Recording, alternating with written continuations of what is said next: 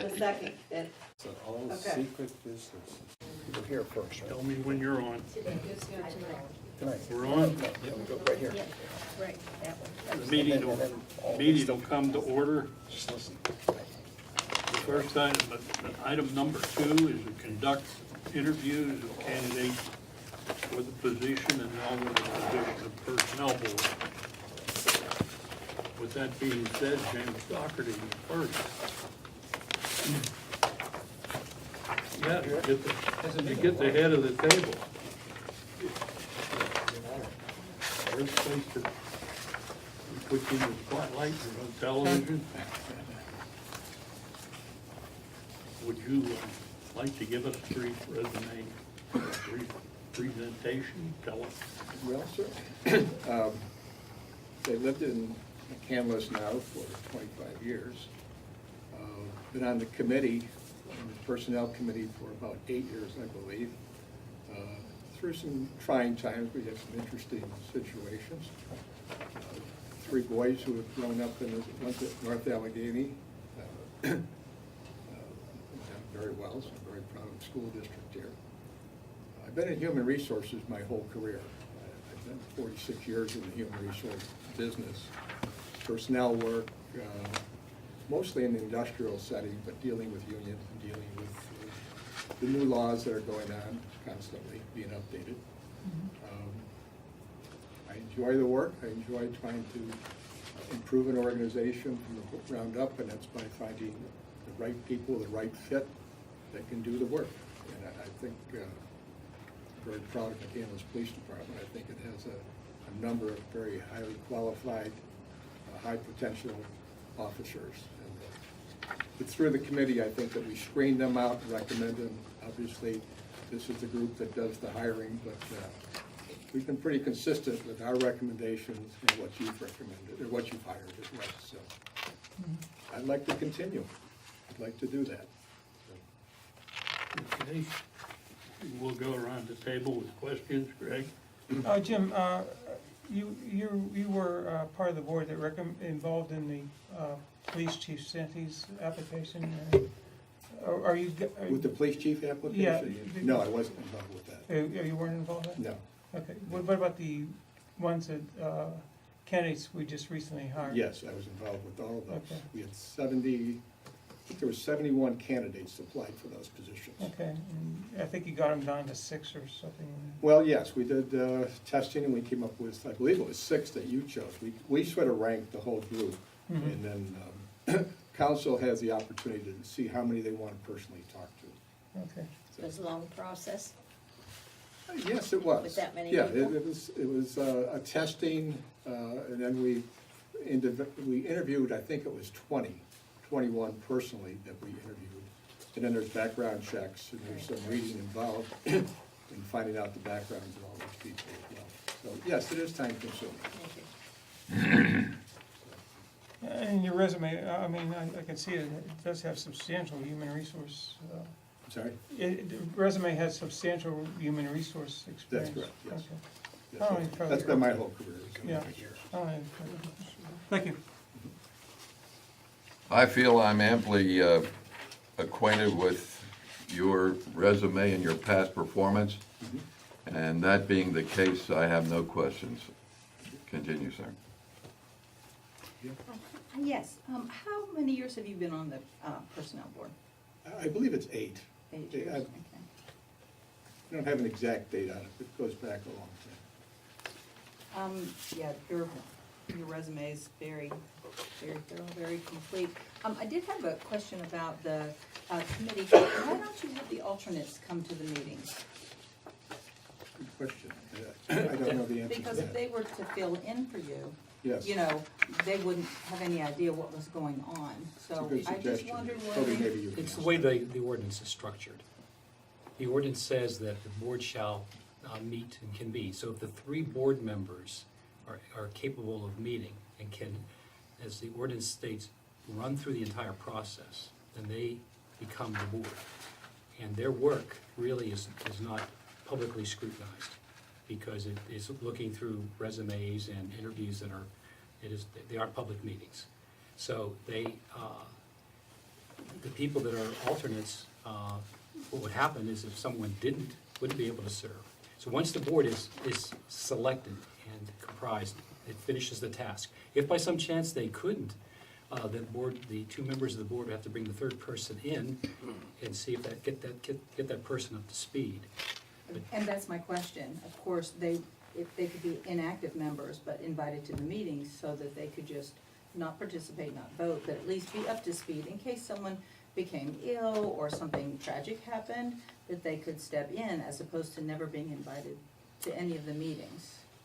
Well, maybe that's more of a legal question to see if we can go beyond, beyond what we say. It's not prohibited. No, it's Looking not at the town prohibited, attorney, right. but I think it's something that, just the way the ordinance is worded and construed, it looks really clear that those are the three people that see that course. The people that you pick as an alternate obviously should be ready to, as close to hitting the ground running as possible. When It's the like a time civil service comes. commission almost. Yeah, it is. Well, that would seem to be simpler if they were allowed to attend the meetings. Again, if it's legal to do, then it's. I don't think there's any legal reason why they Yeah. can't. Well, read it first. I think it should be read. Okay, sure. And then there is a solicitor for the personnel board that, Right. when they convene, that's what he said too. But you and he may have to have a discussion, Bill. Okay. That's all my questions. Thank you. Do you feel, he didn't get a chance. All right. He's just watching over all of us. Do you feel satisfied with the procedure that's followed, or do you feel there should be any changes made? I'm satisfied. I think we can improve it certainly, but I'm satisfied that we're, Now, do you come up with those suggestions at your meetings? Like, if you think that well, we things pretty should much have a script right now we follow that we're satisfied with. Okay. We do talk to the chief beforehand. I think that was something we implemented this time. Spent some time with him. Even asked Ralph his opinion on a few things and what makes a good officer. So I'm sure we could do a little bit more with background and what is the ideal officer for the McCandless Police Department. A little more research in that would be, and I'm not sure there's a good answer for it. There's probably many things that we're looking for. Okay, thank you. So, Jim, I have no further questions. I know who you are, and I've heard what you just said. I don't know that I can add anything intelligent to your comments that have already been made. Thank you. I have no questions. I've read your resume and it's pretty impressive. You've done a good job for us over the years. The personnel board has. mhm. So, I'd like to continue to do that. I think we're all proud of the police force here. And in today's world, and what's happening even locally here, I think we really have to stress how important it is to have a strong, well-run, well-managed police force. I think we all really support, or are in part of that. It's not personnel committee or the chief, I think collectively it's everyone. So, Okay, good. okay, Yeah, good. Thank you. thank you. thank you. Thank you. See you again. Beverly Lang.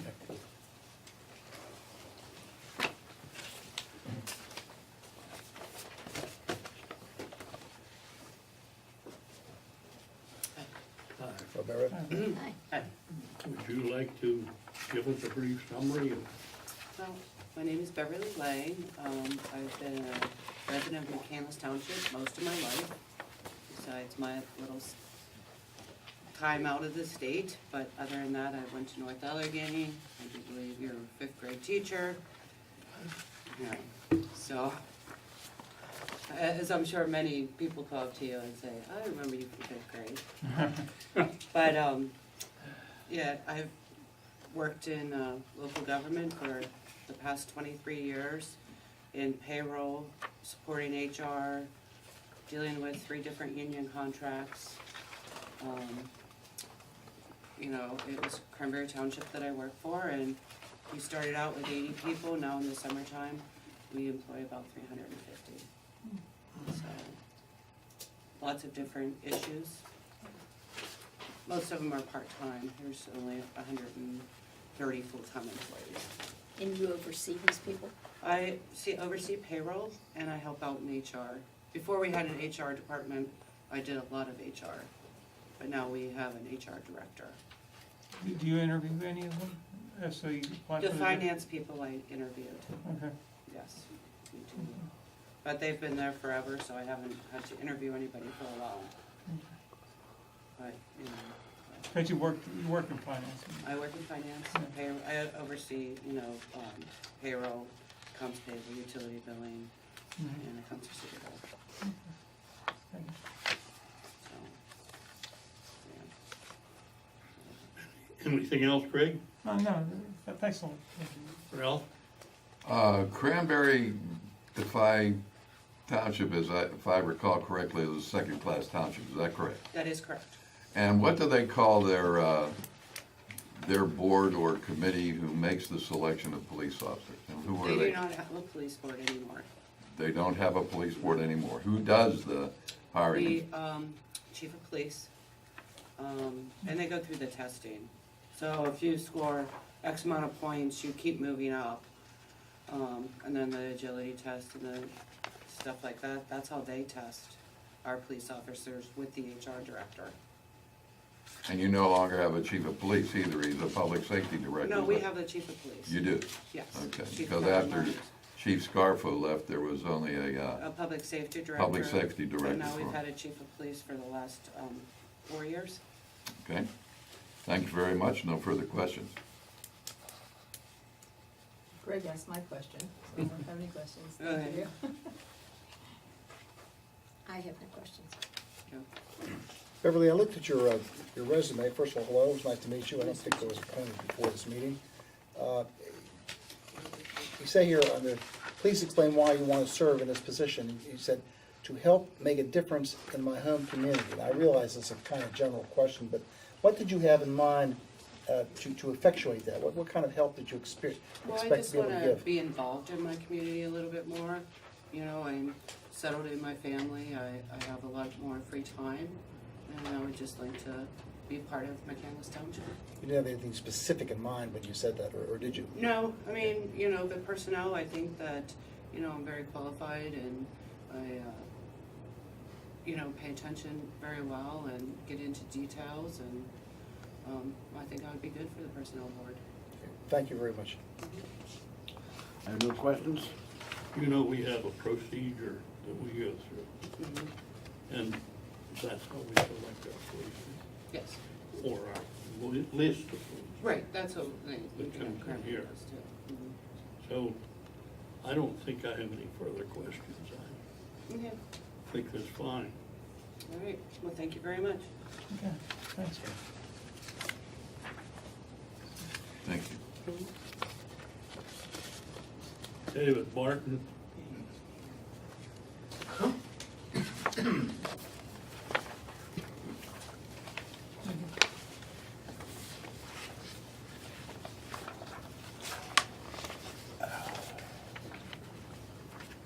Well, we'll start off the same as we do with everybody else. You want to give us a brief resume of why you want to be on the personnel board? I think I can sum it up in probably one or two sentences. First, I think it's very important that people be involved with their community. Second, I think I have the qualifications to serve as a,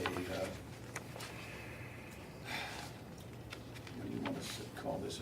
A person who has already done personnel functions, hiring, et cetera, interviewing and hiring with my company.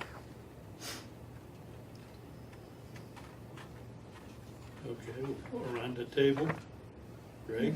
Yeah, it says you have as one of your skills a trained employment interviewer. Could you elaborate on that? Very easily. Back in my mid-'80s, I would say, maybe late '80s, my company, which was at that time called Bell Atlantic, and now it's called Verizon, decided that they would consolidate their personnel functions. And that consolidation certainly wasn't in Pittsburgh, nor was it in Harrisburg, it was in Philadelphia. Consequently, we lost our personnel department in Pittsburgh. The company in its wisdom said, we will take middle management, train them to do the interviewing and testing, if you will. And I'm not talking about technical questioning, I'm talking about the aptitude questioning and things like that.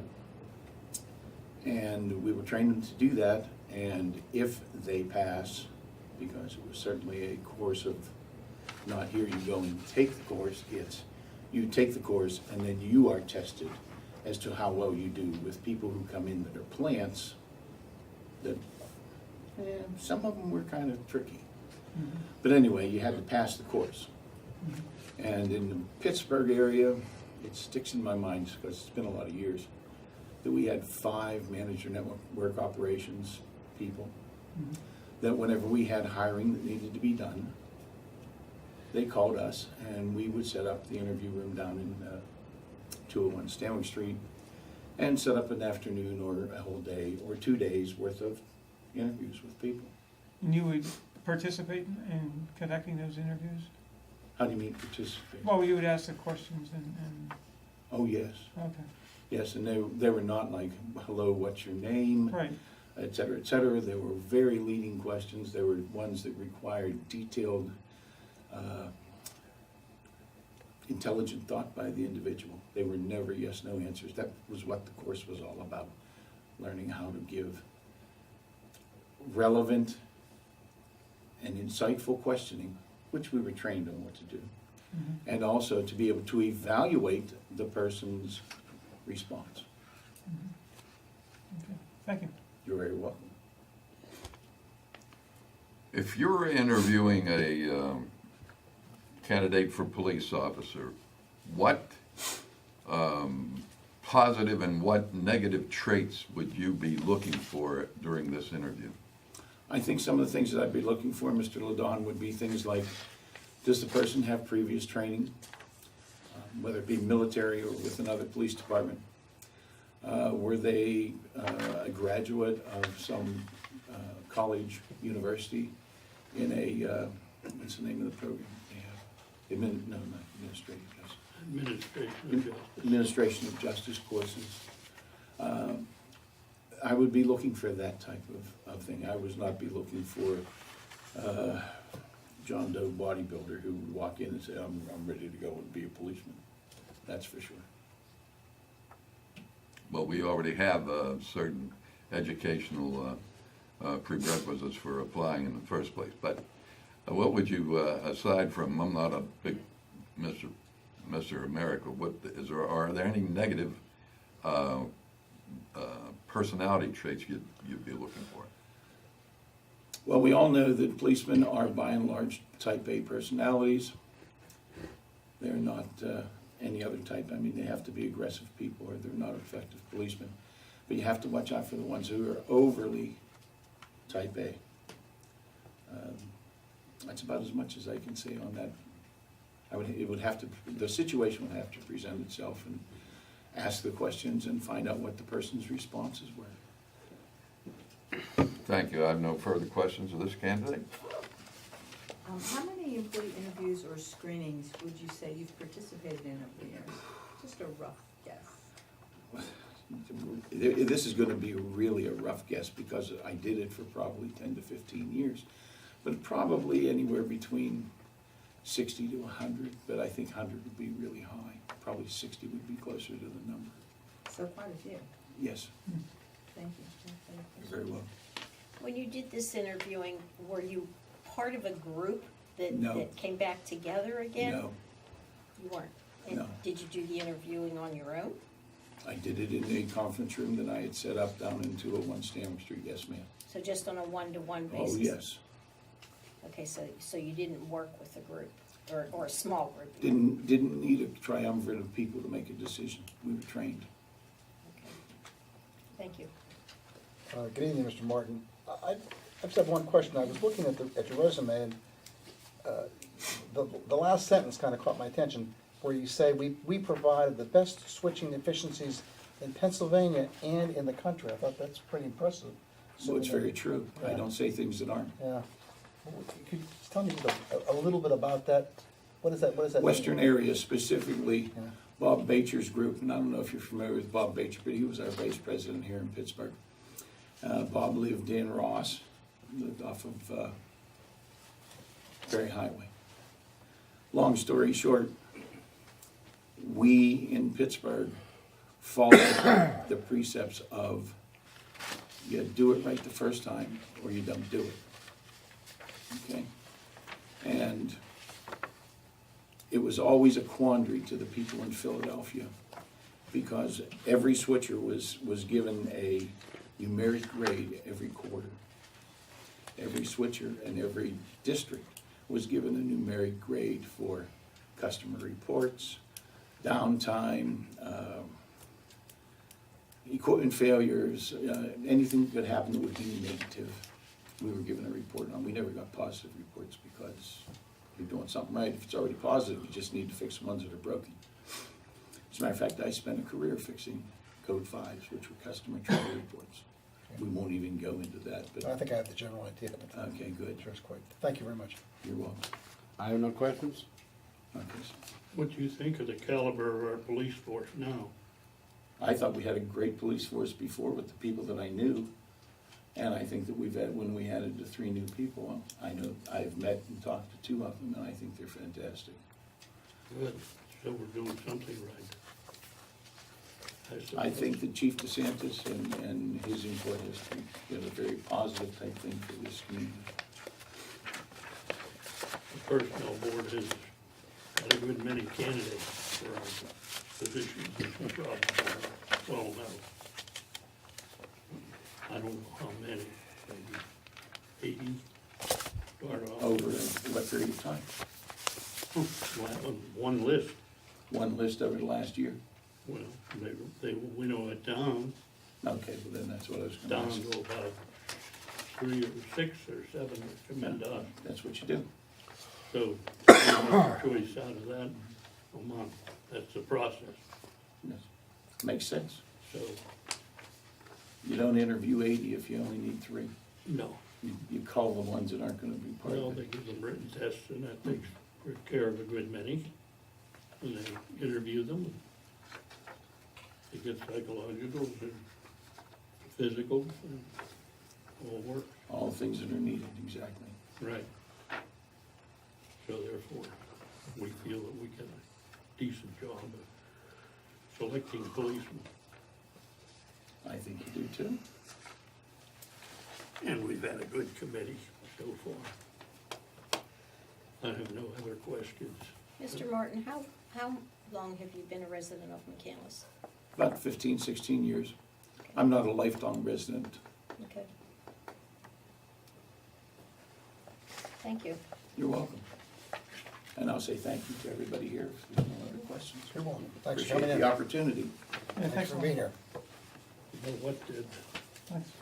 Thank you. Good saying Thank you, it's sir. withdrawn. You're very welcome. she's withdrawn? So Eric was over. Eric You have Zara. that? Great. Eric Thanks for Zara. asking. Absolutely. I think he's waiting outside. Is Eric?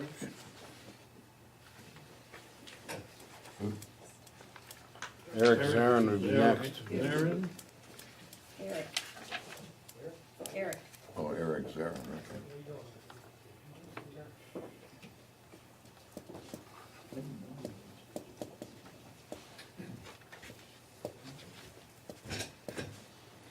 You get the head of the table. I do. Nice and water. Now, would you give us a brief introduction to yourself? Sure. Although we have your resume. Right. My name's Eric Zarin. I'm a native of Pittsburgh. I was gone for many years. Another career. Moved back to Pittsburgh with my family to McCandless 8 years ago.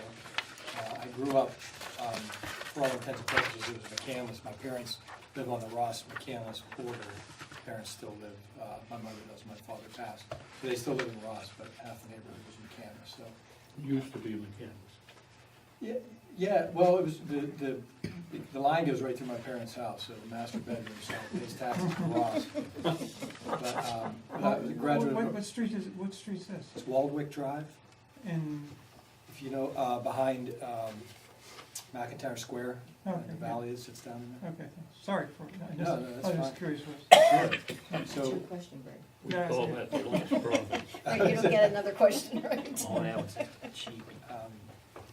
so I grew up here, went to North Catholic High School, Indiana University of Pennsylvania, Became a special agent with the United States Secret Service in 1991.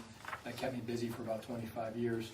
I finished my career here in Pittsburgh as the agent in charge, retiring in May of 2016, and started a kind of a second career as now the president of the Carnegie Hero Fund Commission here in Pittsburgh, which is a private operating foundation established by Andrew Carnegie in 1904 that recognizes and supports civilian heroism in the U.S. and Canada.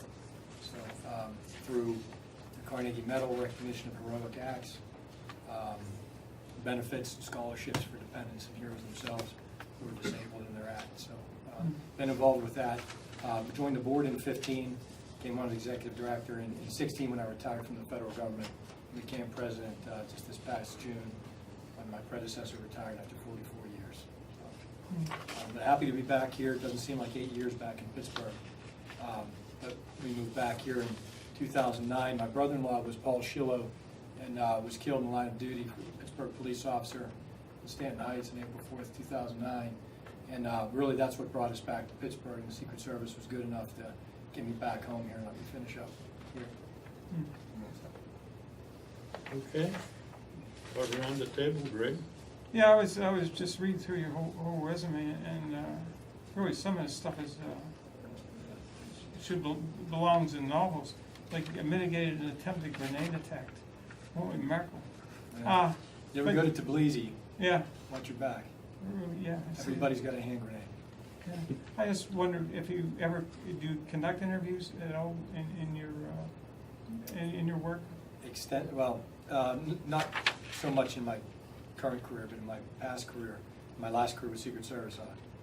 For many, many years, I recruited, screened, and hired Secret Service agents, uniformed division officers, and then a host of technical administrative positions as well for the Secret Service. When I was the agent in charge of our Office of Public Affairs in Washington, D.C., I was actually involved as a representative of one of the 7 assistant directors' offices. I was involved in the process, formulating tests, assessments for the hiring within the agency. It was more at the headquarters level. And then for the last 8 or 10 years, certainly for my time in Pittsburgh, I interviewed almost all the applicants that came through the office for those law enforcement positions. A lot of uniform division officers that were based in Washington, D.C. Thank you. Oh, in interviewing potential officer or agent, what are the particular traits you look for? 2 things: integrity and the ability to deal with people. Because if you can't deal with people, then you're going to create a lot of situations that escalate past the necessary level of escalation. A lot of the problems I think that we're seeing in law enforcement now is that level raises too quickly. It's a very dangerous time to be a police officer anywhere. But in too many situations, I think police officers are not given the skills to deal effectively with people, with a wide range of people. They can teach you to shoot, they can teach you defensive tactics, they can teach you all the things that you need to do when the situation rises to the level of physical confrontation. But I think where we fail officers a lot of times is with the skills to mitigate those circumstances and calm it down before it becomes necessary to put hands on anyone. Integrity is just paramount. You can't teach that to someone. You can't teach that in an academy. You can't undo what's already been done. So, what Secret Service, at least, and I can only speak from past experience, they had a whole person concept. If you find the right person and you find somebody with integrity and the building blocks and the foundation where you can teach the aspects of the job to, then that's going to be the most successful agent or officer down, long term. The specifics, the technical aspects of the work, you can teach to almost anyone, but they have to have the personality and the temperament to be able to deal with people. And when I say deal with people, that's people, just citizens within the community, people that are offenders, and people that are potentially violent offenders, and may actually, cause a threat to the, present a threat to the officer. But you have to know how to deal with people. Okay, thank you very much. No, nothing further. Looks like you could give new meaning to the word background check and for our officers. I have no questions, thank you.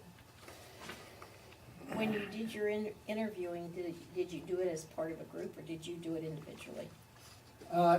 Both. The system changed a little bit about halfway through my tenure as agent in charge of the Pittsburgh office. It used to always start with an initial interview.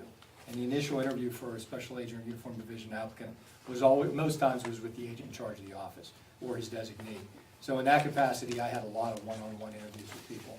They did change, again, I mentioned I was involved at headquarters before they implemented some of these changes, and then in the field after they were implemented, I was a customer of the new programs.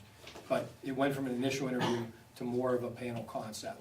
So once they changed that, there were a couple of panel assessments, but there was no longer a one-on-one interview. And frankly, I really missed that because I thought you got the most out of what had been kind of an informal discussion, one-on-one discussion, which really gave me as an interviewer the opportunity to really get to know someone outside of a very formal battery of questions. And then they kind of went too far and they got very formal to where you could not ask any questions outside of the script questions that are provided. And it's hard to learn a lot about someone when... The questions were given to you? Yes.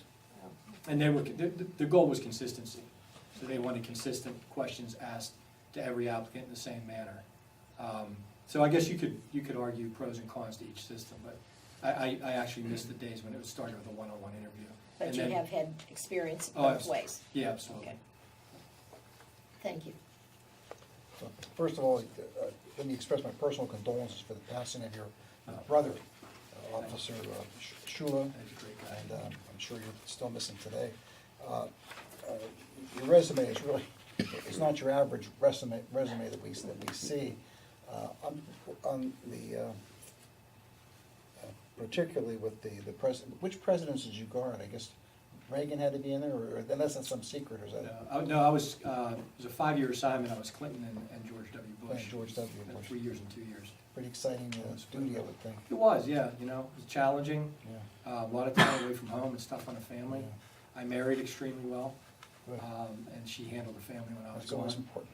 Very important. Did you, I didn't see any, were you in the, serving the armed forces prior to becoming? I was not. A lot of them are, I assume, or maybe not. A lot more, but Secret Service certainly had their share of former military. Great applicants come out of the military. Officers and agents that came from other law enforcement agencies or police departments. And one of the things I always thought was a strength of the agency was diversity. And that beyond racial and ethnic diversity, there was a diversity of thought. Because the requirement for an agent position was a 4-year degree. Didn't matter what the degree was in. And so you had certainly former military, other law enforcement agency personnel. But you also had, you know, teachers, lawyers, businessmen and women. So there's real kind of diversity of thought. Again, the thinking being that if you got an intelligent person who was trainable and had integrity, then you could teach them the specifics of the Sort of the job. best available athlete Right. concept, yeah. So you bring these people in from all different kind of backgrounds, Right. and it lends strength to, I think, the diversity. Well, thanks for being here and for your responses. Thank you. Thank you. I have no questions, but I will say you have my favorite house in this township. Most people know it. Yep, That's good and bad. I knew it by the address. You told him about your brother-in-law, that was tragic. You know, I only mention it because I thought it was relevant here tonight just for the fact that I think it rounded out my perspective in terms of police officers. I had worked with police officers for 25 years in almost, I'm sure, every state of the union and, you know, a lot of places overseas who were friendly and hostile to us. So, I mean, I got a range of experience with law enforcement, hold it in very high regard, but of course that changed it kind of broadened the scope for me to another level. I have no further questions. Thank you for coming in. It's interesting to get somebody of your background. Glad to be here. We're lucky we have the caliber of people we have on our personnel board. And we'll let you know how we decide this. Thank you all very much. Thank you. Thank you again, sir. sorry for your loss. Oh, As a thank you. fellow officer, I know how that feels. Yeah, oh, I'm getting mad. I think about him every day. Oh, every Yeah, thank you. Thank you for service. Eric? That concludes our interviews. 1986. 86. 66. That's what I was wondering. I was wondering if it was the same. I know, he presents himself very well. Hey, Bill, someday we'll have to talk about how I say president. He'll love that story. So was he the son of Zero? Yeah, The he was teacher? Jim, I guess, became the vice principal or Yeah. something, but he just taught me, he taught you too. Yeah, he taught me, Yeah, I think history or English or something. yeah, Yeah, Who was that? His Darren. father? Yeah, why? Seems odd. Why? I mean, he seems too young that his father would have taught you guys. Yeah, oh, his father, we'll remember that. His father a teacher, huh? yeah, his father was a teacher. He was vice principal of North Catholic or something. First person I've ever interviewed who had a grenade rolled on him. Yeah, Boy, I This like fellow that. has an interesting background. Indeed. yeah. Okay, guys, let's move on.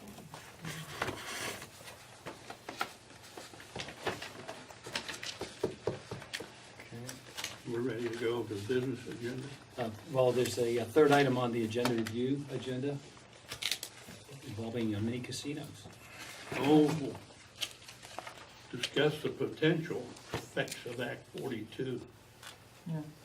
2017, which authorizes 10 mini casinos. I read that, it says not within 25 miles. Now, how does that work? Of each other, I would imagine. No, of the category. Well, the difference is, if you already have a casino, then you can open one within the 25-mile area. So Rivers Casino could open up one within the 25-mile radius, nobody else could. So that's why you probably ought to pass this ordinance if you don't want casinos in.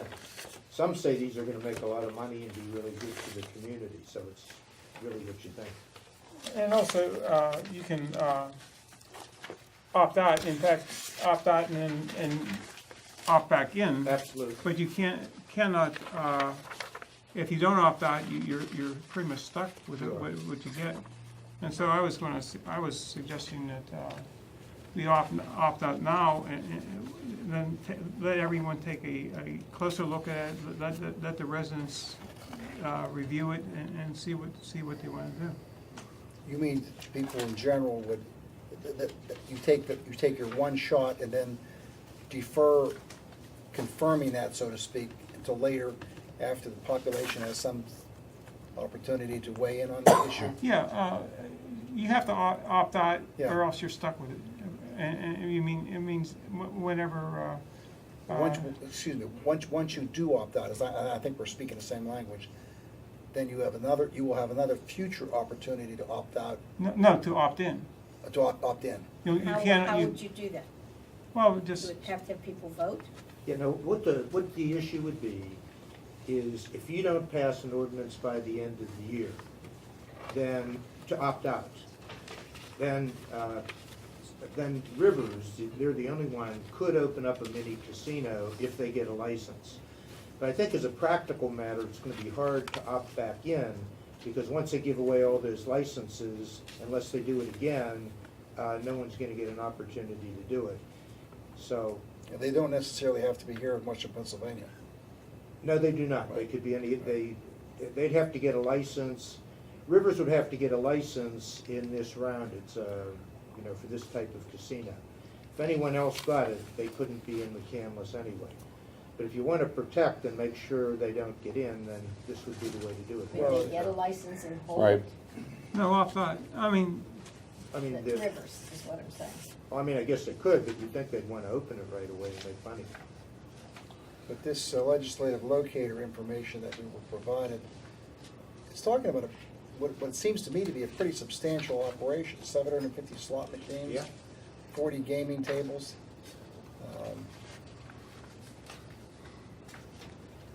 I think that's up too, but I think, Yeah. Seems to me that they would pretty much, if we opted out, bypass us. Where would they be able to put something like that here? Well, I mean, Let's not, yeah, but, we have to decide if we want Want this one, in here yeah. or don't want this here, whether, in whatever way that is to opt. Well, I don't know what the others think. no, I'm generally disposed to be negative on having a mini casino So am I. within the canvas. So So am am I. I. So am I. So. Then you pass it. And we pass it? pass the Pass ordinance. the opt-out Pass the ordinance. Oh, opt sorry, out. pass the opt Opt-out out. ordinance. Oh, Yeah. I thought you were saying pass and opt in, that's why I couldn't understand. And that's at You next don't week's have to opt meeting. in. If you do Okay. nothing, then they can come in. Oh. We'll be Okay. doing that at next week's meeting? You All would right, have that's You'd have what, to pass that the word ordinance that next word I week. didn't hear. It's a resolution. Resolution. Because That that- resolution, by the way, council, is, the resolution is attached to the back of the locator. Well, we drafted one too, but we could use that one. Okay, well, I mean, but that's what that they put forward as a, all right. Now, just assuming that we would, as a council, opt out, yeah, that's what I'm referring to. Do we have another opportunity to opt in, should we wish? Yeah, sure. I would think once you yeah. opt out, they're going to No, yeah, bypass No, no, pretty no. quick. What's the answer to that question? The answer is yes, you could what I thought. opt back in. Oh, you could opt out again, could you opt in? No, well, you opted out, Yeah, I understand, you opted out. yeah, but you could opt back in at That's any what I'm time. asking, that's Yeah. what I'm asking. But you only have one That's the chance to reason. opt back in. Just answer that. You have one chance to opt out, but you can opt back in by repealing of that ordinance. Only one time, or does that, Well, Bill, the practical matter is, they have so many yeah, licenses. I'm not talking to practical counsel. Yeah. I'm asking, can you or can you not do it? You could opt in, but there'll be no licenses if they get. Okay, you won't, it would be a Pyrrhic victory if you achieved it, so to Right. speak, yeah. Right. All right, I mean, they might issue more licenses in the future, I mean, Right. that's a possibility. but the sequence would be opt out, and then you do have the opportunity To and opt right in. to opt back in. Correct. Yeah, but you have to opt out by December 31st by delivering a copy of the Right. Ordinance to, And then we could be sitting around here next summer and decide to opt in, try to opt in. yeah, Now, there might not be licenses available, that's a whole nother issue, but Yeah. you at least could opt in at Right. that point. right. Now, is that a, could you opt in later, or, I mean, You can opt in anytime. okay, all right. So you're not stuck as an opt-out forever? No, this isn't permanent. Okay, all right. So this will be on the agenda next week? Yes. It's a resolution, there's It's a resolution, no yeah. advertisement. Resolution that We're we- not Next the end of week, the or should year. we You give the could do it. community more of a chance and do it in December? No, I mean, to opt out, No, give the community a chance to weigh in. I mean, this is a big type of thing that literally say, okay, well, this is what we're doing is opting out or proceeding. And you got 7 days to decide. You suggesting a referendum or something like that, or just? No, I'm just suggesting we give the township, the citizens a better chance to, if they wanna come in. well, would you have it listed on the agenda for next week's agenda, and then That would be, Vote on the final of they could then see it December. then? well, No, if well, it's How do on you next think week that they agenda, it would would be give up their for a opinion vote. then? but- Yeah, it would be up for a vote, but We'd get a chance to again, if talk, we hear at least. the comments just from You come get the a public chance to meeting. see how many, anything. Would it make sense to put, would it make sense to somehow put on the web, in connection with this information, encouraging people to, if they have any views on the subject, to express them? Right, Yeah. absolutely. But by next meeting, Yeah, next week's meeting. Yeah, well, if you want. Seems like a mighty big thing to give a week's notice for. If you wanna do that, it would be, it's not necessarily a public hearing, because that's, although you could have one, there's nothing precluding the town from having a public hearing. There's nothing in the law that requires one, but somehow, it sounds like you might wanna have the two meet, where you put on an agenda, a committee agenda, and say, we're gonna discuss this, if you have input, please let us know. You could do that if you wanna have the time for input, but if there's enough members on council that say, look, let's just opt out and be done with it, that's all, Well, that's your call. Steve, may I ask you what your preliminary view is on the topic? I would think that I would lean towards whatever the community would want, so, you Well, know. do you have, I wouldn't vote or bet. I can't win a bet of heads or tails, and my life depends on it, so I won't be I'm going. not trying to put you on the spot, I'm just trying to say that. I don't care either way necessarily whether it Okay. comes or not, but if we see 75% of the community wants it and we've just opted out, Well, we could opt back in next year. right, but my opinion on that is if we opt out, they're gonna bypass us right away. Whether we've opted back in or not, we'll have either lost the opportunity for the licenses or we'll have, Well, if there's a demand for them, they'll probably expand the program. well, they may, but Well, these are not again, referendum items anyway, these are Right. items that people were, serve on council to exercise their best judgment on topics, not to orchestrate referendums on various topics. Right. We did post on the website that this was going to be discussed. I'm trying to remember if we actually posted it last week and then had to take it down because Yeah. we thought that there was no way that we would be able to be considered. And we got additional information. Yeah. It was conceivable that there was a point raised that there could be an appeal of the law.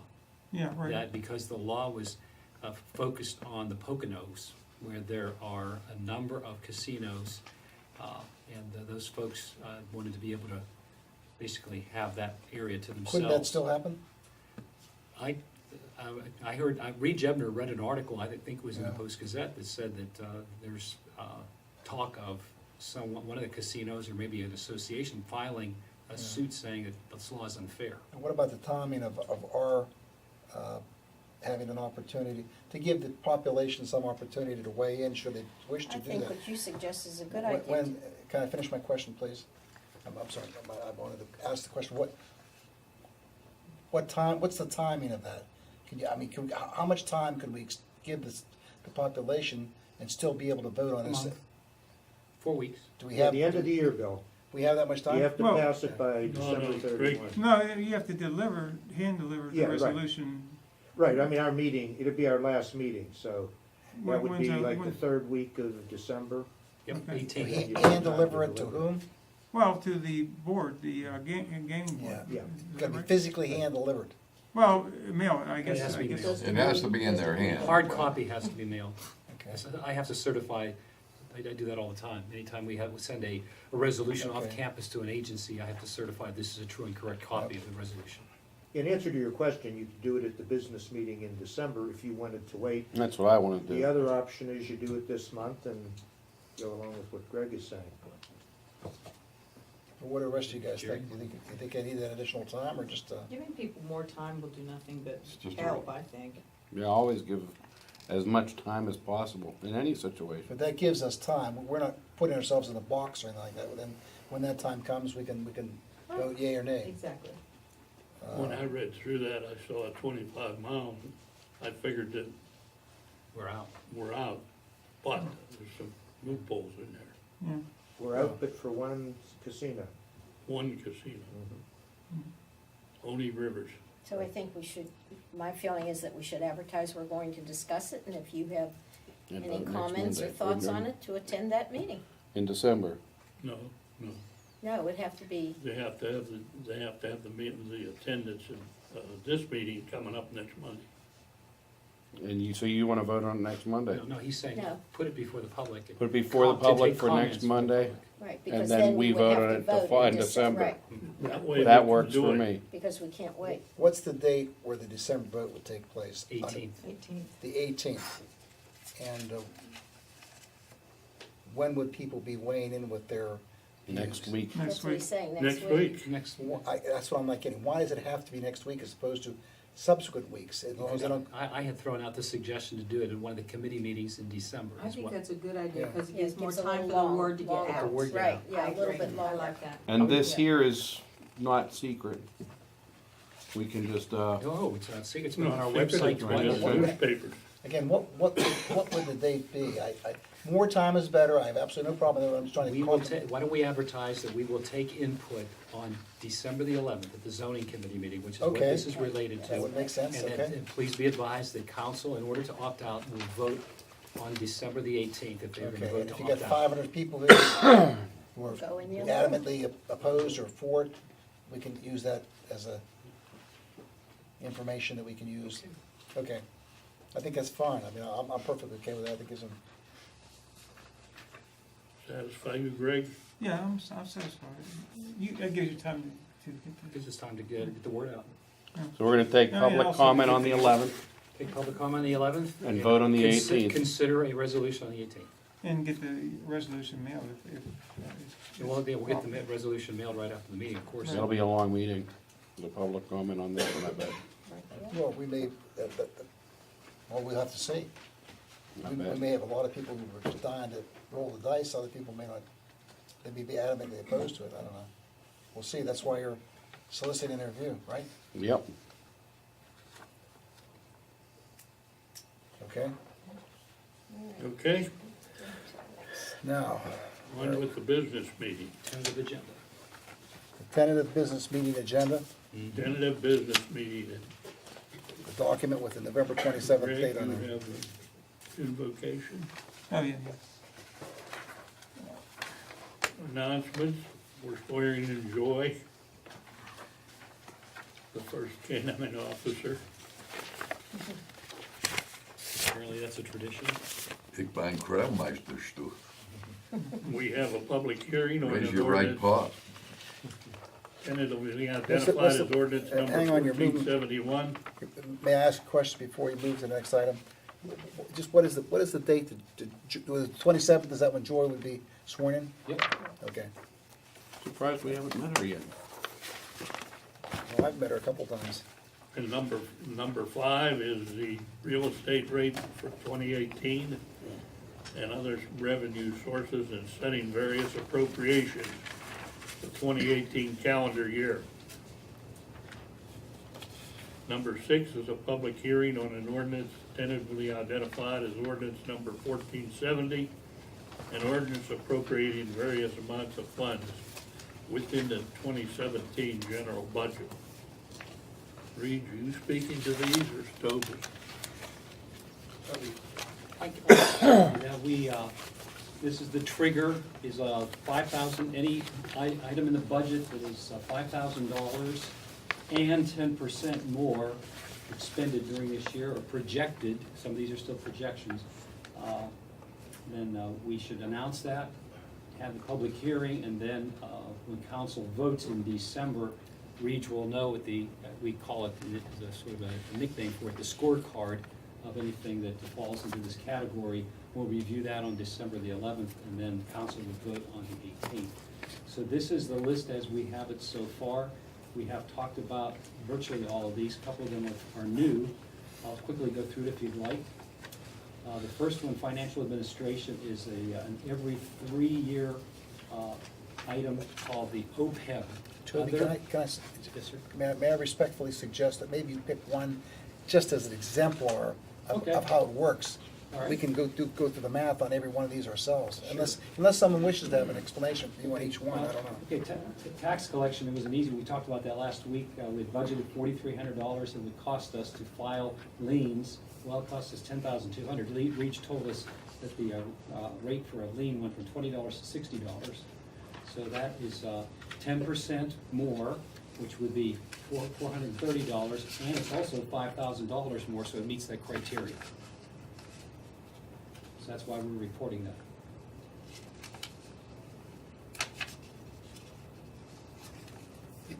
Does anybody wish further explanations on the details of these others from Toby? I think it's pretty self-evident, it's just a mathematical calculation, really. So this is a list of basically all the overages that have been over $5,000. So it comes out to a total of, what's the total of all these? 2.201. Oh, no, the next No, page. that can't be right. No. And that's one overage in Fund 18 on the next page, which is the, Oh, 2 million?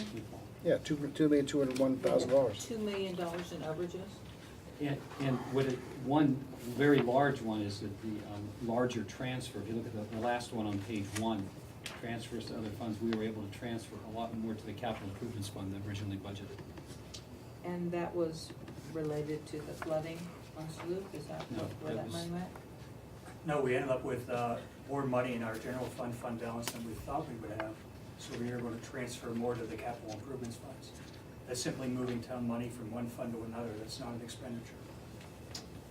But it's listed as an expenditure in the general fund, and because it's more than 10% of $5,000, we have to list it. The accounting system requires us to still Yeah, call it out. if you went to Fund 18, you would see that revenue is up that same amount. Reg, if I may ask a clarification, I do believe I understand this, but for example, on the one above, it goes from 80, the refunds goes from 80 to 96,000. Is the transfer to other funds going from 628 to 2.2 million? Is that what, Yes. it says what Yes. it means, right? Okay. Yes. All right, thank you.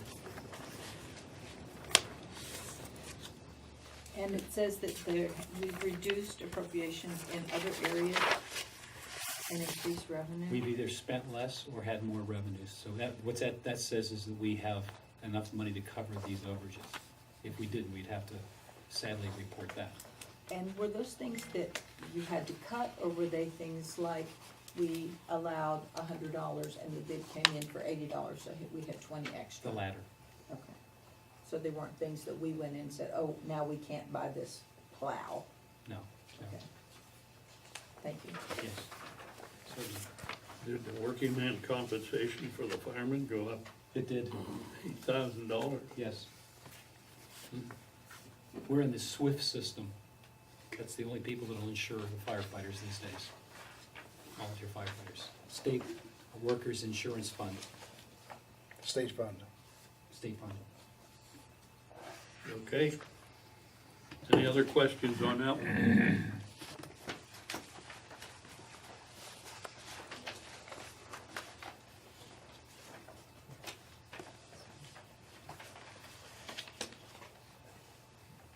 We're still with them. Moving to number 7, I believe. Well, we're moving on to 7 as the council's regular business meeting. I'll have that announcement, sir. All right. Committee reports, Joanne, Finance and Personnel. Right, I will do that report. You want me to do it now, or just wait until next? So if anybody has any questions on Anybody has on any the list? questions? I have a question. When are we gonna interview the Officer 6, so we can choose our replacement?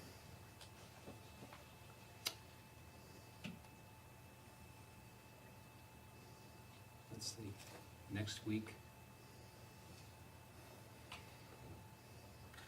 Why don't we try next week?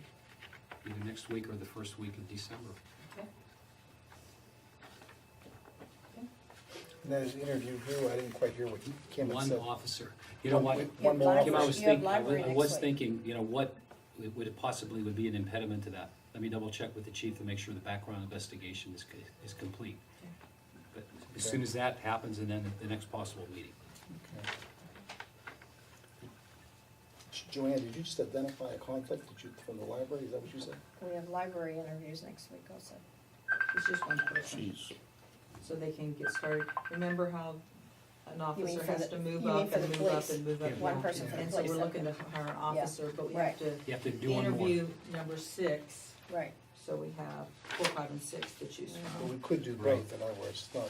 It's just one, so I Yeah, I thought mean, maybe we could do both interviews, is what you're saying? Yeah. We're only looking for one. Right. Okay. Yeah. Finance and Personnel Am I Committee. correct that we could interview the police officer and accommodate the library needs at the same time? I think so, you know, it's, the thing about an interview, again, the reason I was hesitating, everybody, is that I was thinking, when we do interviews at the business meeting, we have to do them at the conclusion. We start our business meeting faithfully at 7:30, and then candidates are, because it could be backlog, we don't know, we have several public hearings next week, we don't know how long those are gonna go, so when you invite someone in specifically, like for a police interview, it's good to invite them in and have the interview right at that specific time. So that's why next week may not be the best of weeks. We have a short week this week also to get in touch with that person, the chief. But I would be looking at the first Monday in December. We'd be able to interview right as you come right out of the chute. And what about the library? That was before that? Library, we're scheduling them for next week. And those folks are being asked to come in approximately starting 10 after 8 or 20 after 8. I understand, something. thank you. Thank you.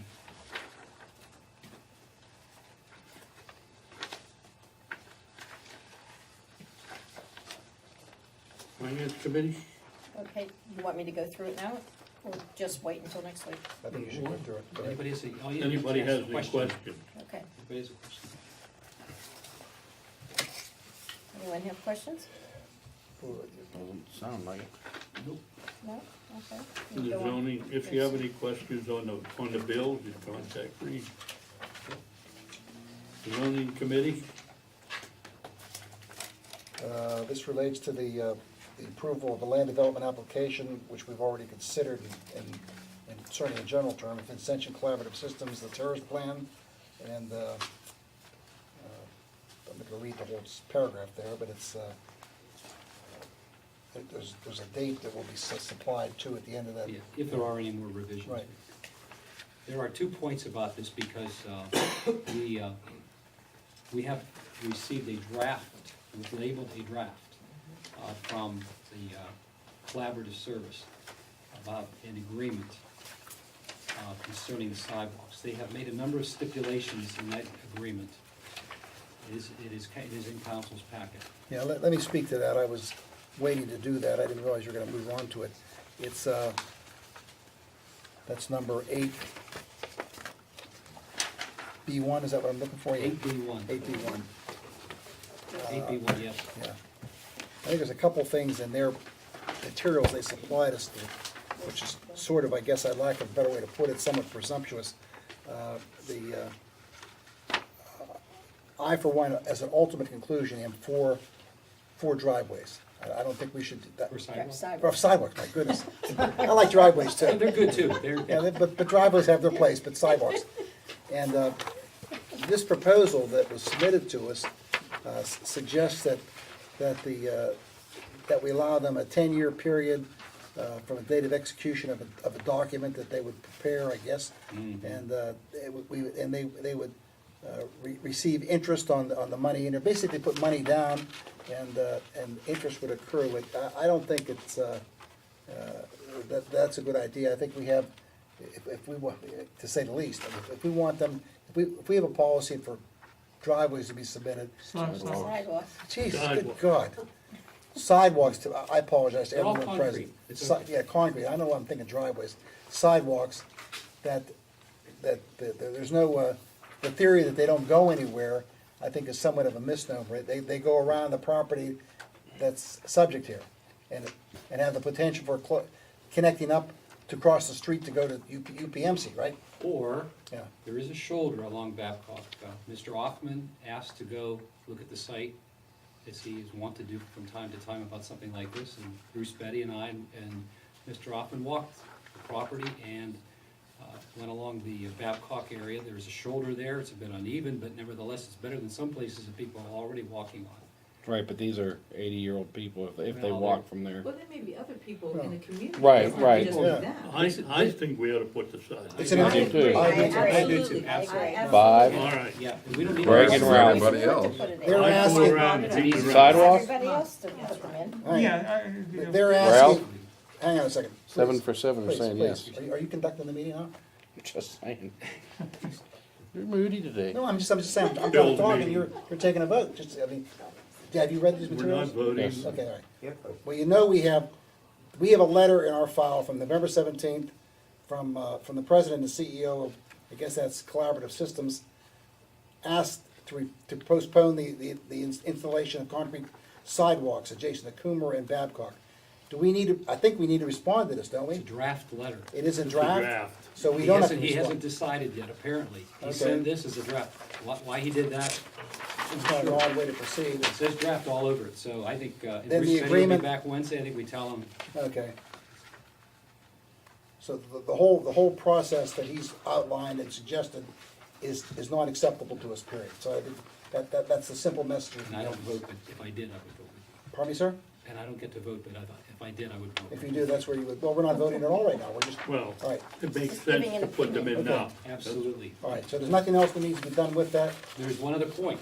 That point He is, sent another draft that I just got this afternoon about 6:20, and I haven't read it all, but it really, it relates to something that we talked about last week, which was trying to eliminate some parking spaces, at least in the interim. And if those parking spaces would be needed, then would have a trigger to somehow invoke the placement of parking spaces. Now, that's, That is excuse a- me, Toby, that's the one that's moving, that would purport to change it from 137 spaces. To 105 is what he Is says. that where- in is this- that where they're going Once again, now? another draft They letter. were at 90 at one point. He may have said that this letter, this draft Okay, letter, yeah, now he's starting to put it in writing. And you don't have this. I just got this and I can be excused for not knowing what's in it then, that's all. yes, sir. Trying to, the term eliminate 32 spaces, that's not what I was suggesting. I don't think that's what Kim Zachary was following up with, or making, you and I made the comment about it simultaneously, that maybe it would be a good way to save some impervious and have a trigger to put it back in. That is difficult to do, because you have to come up with a realistic trigger, like Jerry Offman's concern was last week. Parking on Babcock. Maybe somebody start parking on Babcock, and what about the holidays and so forth, how many cars will be there? So, I asked. Do they provide any traffic engineering studies there? And secondarily, they refer to some traffic information in here. I researched the file. Bruce Betty is off on vacation today and tomorrow. He'll be back Wednesday, but I called Bruce today. And I talked to Mary Locust. I pulled out of the file the rudimentary study that what PennDOT, was a correspondence between PennDOT and Vincentian Collaborative. And that correspondence said that PennDOT would not require a traffic impact study, but would require a highway occupancy permit, which is a subordinate requisite, okay? Which they did, they did not apply for that either. And in there, it said that there would be 120 vehicles a day that would be in and out of the site. So, 120 a day in this development? yeah. He told us his He other told us- places only have 5 cars. Right. Well, What was that? At a time, He said, wasn't it? yeah, well, so then I saw the breakdown, hour number 1 of the day was an estimate of 16, there was a 15, a 20, something, it was a spread over the clock. And it actually, the way the PennDOT form is worded, it says 120 vehicles, 239 trips. So there's been no detailed study other than, they made PennDOT happy, knowing PennDOT is going to tell them that they need a low volume permit, which makes sense for the volume of traffic that they purport to have. I was trying to find something to tie back into this parking requirement. Mr. Vazoka puts in his letter that he sent here that there's a study by Corcoran and a study by a person named Fabris. All this is coming just today at 6:30. So one other piece of information I can give you is that Bruce, Betty, and I spent a little time on the phone today, and he said that keep in mind if they eliminate or do not put in, but grade one strip of parking, that would equate to about 6,000 square feet. If they are able to eliminate a strip of parking in one lane, that would be about 9,000 square feet. That would be Driveway. grass to the north, It'd right? make grass, so we're talking, what they would be able to achieve would be about 9,000 square feet. So, when it comes down to that math, his input was, But doesn't Mike, think it's all that significant necessarily. They do have a very robust stormwater system. Well, procedurally, Toby, what would they have to have in order to be permitted to do that? Is that a variance from the zoning board? And it's called a modification. Okay. It's permitted under our zoning code that if they prove to the town council, with whatever you want to have to prove it, whatever data you require, so that you can say, okay, we are willing to accept that you put in X number of spaces. In this case, they're proposing 105, but they would also have to show us under that ordinance that the other 32 spaces, you're going to have to show us where, you're going to have to grade that area out, you can grass it in, but you're going to have to be able to remove that grass and use those other 32 spaces, or up to 32, if we tell you. Right. We need them. That's the way the ordinance is worded. If we But put it in the action that they're proposing in response to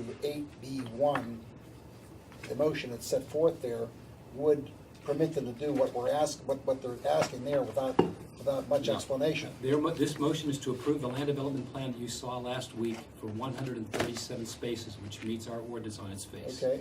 then that's So what, This then draft that's what letter they that I can got put a in. couple So hours what's ago. their purpose of changing it from the original plan? Less impervious to deal with, a bit better for stormwater, less impervious for them to have to maintain if they don't really need it. Our ordinance says they need 137.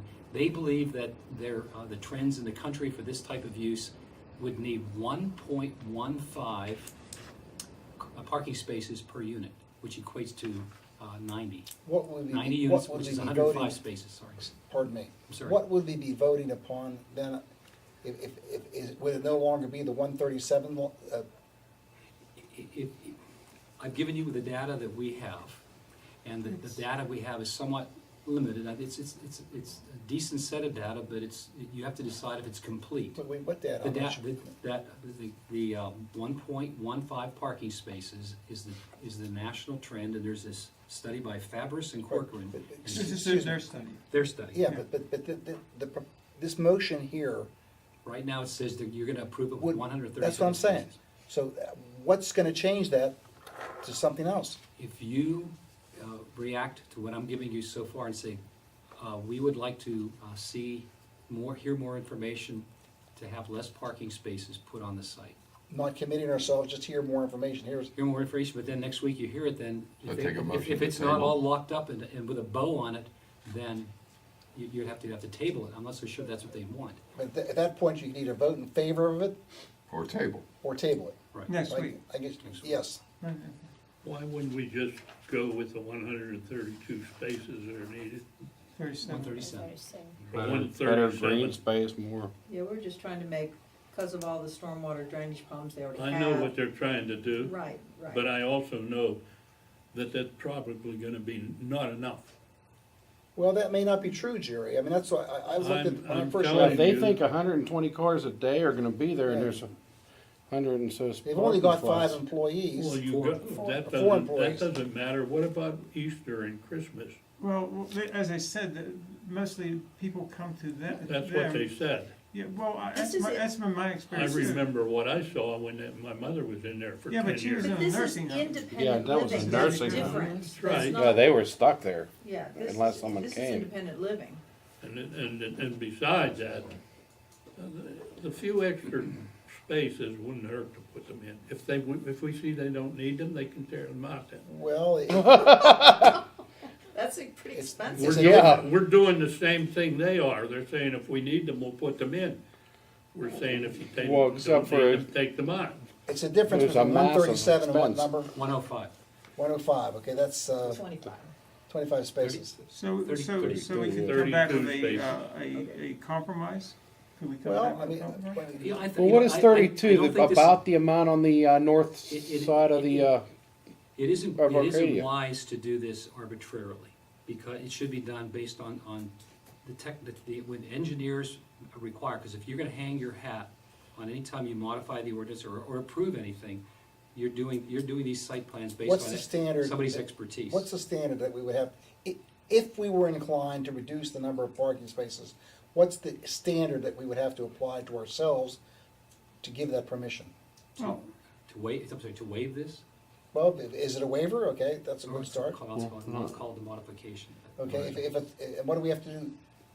Well, right now, Just exercise, based on their private study. their private study says that, which we haven't seen, of course. no.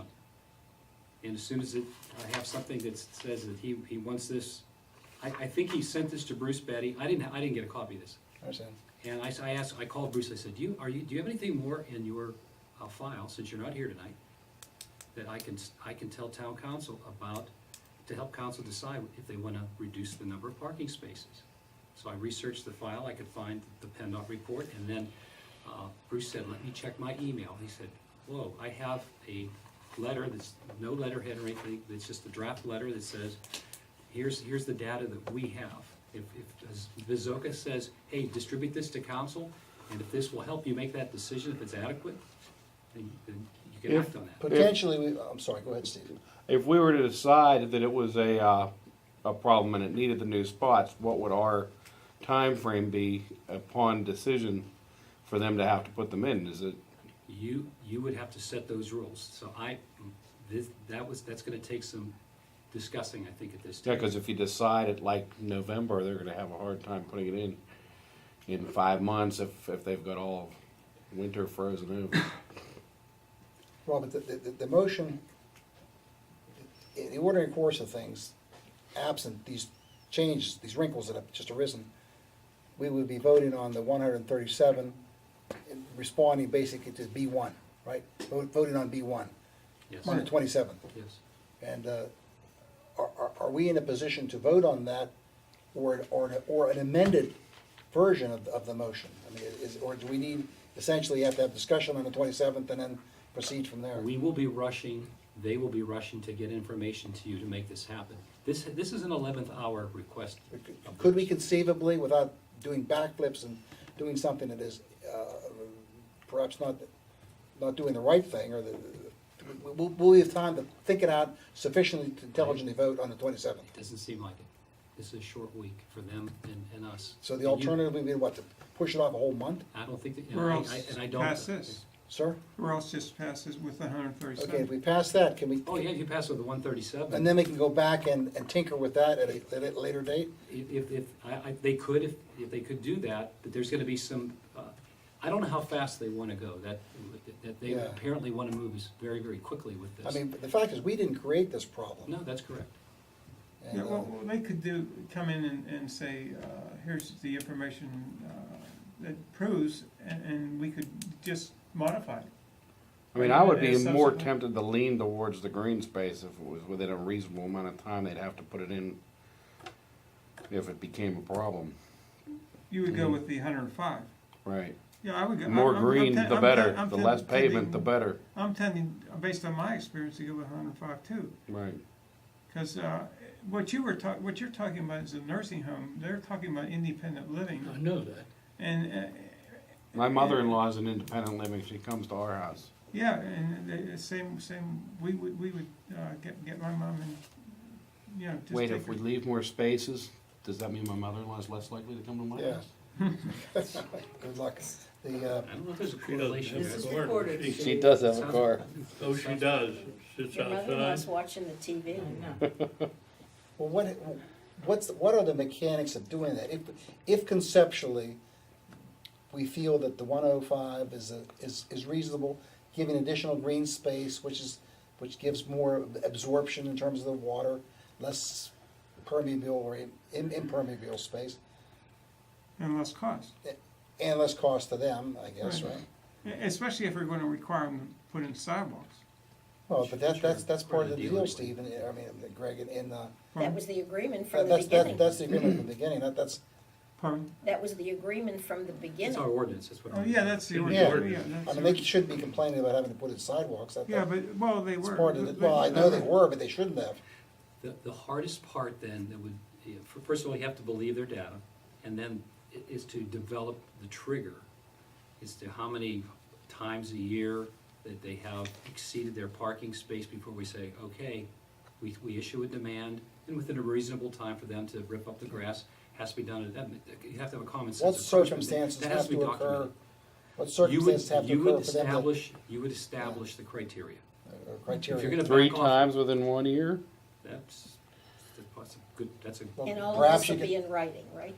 3 times It all within has to 1 be year, right. 1 year to complete project. It has to be right, it has to be placed as a Now, what's the condition on- mechanics of that? Would you just say to them, look, we want you to come up with some kind of criteria, we'll work with you and try to get something on paper? Yes. And We've done then it- we've done that something that before. will trigger It the takes a bit of 105 time to noodle- 137. Yes, it takes some time to noodle through this for both parties to agree. Can that be So- done by the 27th? I don't think so. I think you could pass this contingent, place a contingency saying that if they provide to you by another date certain, January, the business meeting in January, We can revise it to the 105 you could figure. amend the approval. All Oh, right. That sounds like. Allow yourselves and them enough time if you're gonna consider Greg, I it. didn't hear what you said. That sounds like a good approach. Yes, I agree. Yeah. I agree with that. Right. I think we agree. You can't amend a site plan. Right, Voted through, don't rush as a principle. right. Put the 137 I think in, we're trying to push and it then, too and then we can, and deliver Give them 60 days or. reasonable deliberation, January. decide Yeah.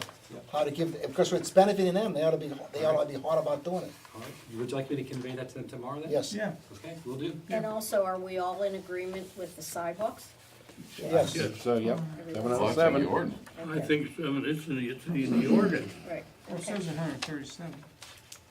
Okay, Well, But they were trying to say to us, they wouldn't put them in but they Well- would put them in later. They were saying they would like, yes. We're asking them to do it Yeah, now. right, we I want them think in it should be now. done, right, okay. They had, We have sidewalks Well- up there now, and Yeah. that plan across the street from Right. that. and Well, the, they have this agreement, they have this draft agreement attached to the draft letter to Bruce Betty, dated November 2017, but it has some conditions, there's a lot of conditions. They basically say if it doesn't happen in 10 years, we're not gonna do it. Yeah, I don't think they and should be it's up dictating to to us what the ordinances of the town are. Okay. I mean, if you I look at that agree. carefully, that's exactly what they're I doing. agree. And as Joanne, you pointed out that the people across the street have to have Right. sidewalks. The They other- have them. Yes. Yeah. Right, Yeah. they have, 'em. right. I think the sidewalks stay in. It's really a no-brainer. If you look at this carefully, and I know it's hard to start reading stuff in the middle of a meeting, but they're saying the agreement, they propose an agreement that will maintain the referenced bank account, this $90,000 for a period of not to exceed 10 years, While they're collecting interest while they're on collecting the money. interest. Oh, yeah, I mean, that makes sense to me, but. I mean, that's a special deal. Is that the new, That interest won't make up for the difference in price anyhow. I say the sidewalks don't matter. No. okay, but I think we just tell them we don't buy that. Okay. Okay, are we done with that one, Bill? You see?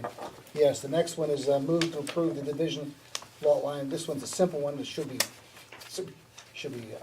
very non-controversial, not uncontroversial. It's just moving the 20 feet one way or the other of the muck lot line revision, and just making some additional room. And I'm trying to remember, what was the reason that man wanted to do this? Saving trees, saving. Oh, yes, he was Saving concerned about trees. the trees, and he felt additional 20 feet on his side would give him control of the trees, and I certainly have absolutely no problem with him doing that. Anybody else feel that, want to weigh in on this one? No. Good with me. Okay. And then the next one is the number 3, 8B3, move to adopt resolution 20, a resolution approving the McCandless Township Sanitary Authority Act 537 sewage facility. And I'm not gonna read the rest of it, but that's the upgrade that Mr. Blakely, when he was in here, was describing about what, he had a nice chart up on there. The changes to the Pine Creek sewage plant, what was going to occur, and that's what this deals with. I'm not sufficiently apprised of all the details to give the information that Mr. Blakely did, but that's the general idea. Toby, can you add to that, or is that the same? No, I think he's the expert, Yeah. and I think he gave a good description last week, Right. and they'd like to move on this project. Now, item number 4, or 4 and 5 are the motions that will appoint 2 additional people to the, or 2 people to the planning commission. And procedurally, what should we be doing there? Have we just, I can, this one's, I will move to appoint Ted Minert to the Town of McCandless Planning Commission. He's been the chair of it, done a good job. He does want to keep going, and I think we should reappoint him, I agree with that. okay? Well, that's not, Sir? that's not a majority, we haven't heard from. No, we're just testing this out. I mean, No, really. we will vote on it at some, Okay, We're is this, gonna vote on it at the public meeting there. okay, Right. we don't vote on this here, we're just, yeah. No, now the other one was the appointment, and do you have the sheet that's, Rob Gartner is currently on the board. I go to virtually all the meetings. He's in charge of the maintenance, I guess, he's director of maintenance for the North Allegheny School System. He's very diligent, I think he does a good job, and in my judgment, he should be reappointed to that position, and filling out the planning commission. I agree with that. I mean, I like the other guy. Dick Schnapp is just as Well, Dick's- qualified, if not more so. well, He's not- Dick's- he's not- Dick's he's not- his not- term's not up. Yeah, he's not terms up. these are Term two is planning, up.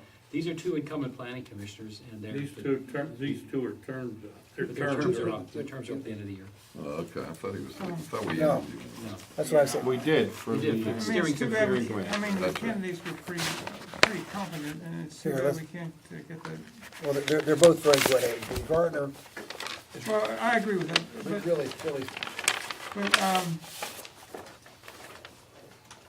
there was someone else that. well, here's the who was names, I guy from have it right in front of me, Greg. Oh, Dave Jack. No, not No, you're Jake, talking Keith McGill, David Eisenreich. Eisenreich.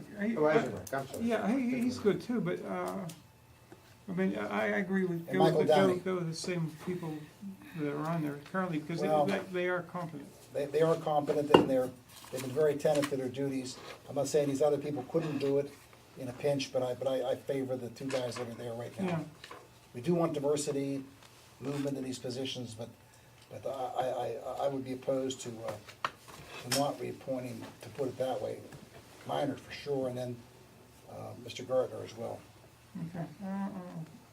Because he does have the knowledge of facilities. I think that's where Well, it's Meiner's obvious. also very responsive in getting out that letter, that planning commission letter. He gets out- Mr. Gardner? No. Or Mr. Minor, yeah. Mr. Well, yeah, he's responsive in general, I agree. Okay, those are two, we can tentatively agree that we're gonna vote on Well, those you two. and I do, but the other people may not. Yeah, does anybody think We are- we shouldn't proceed like that at this point? I agree. It's the way it's gonna, it's the way it's gonna happen, so that's fine. Okay? Um, Is that it? there's no, I have no further business of the zoning commission to present, Okay, zoning committee, I should say. we have the minimum municipal obligation for the police. Yes, well, I alluded to this briefly during the budget review earlier this month, and the pension committee has reviewed the actuarial valuation. It does benefit us by reducing our obligation to the police pension plan by about $45,000 next year. Because once council receives this minimum municipal obligation and votes on the budget, then that is what we are required to place into the police pension plan, no matter how many people retire, no matter what happens to the stock market.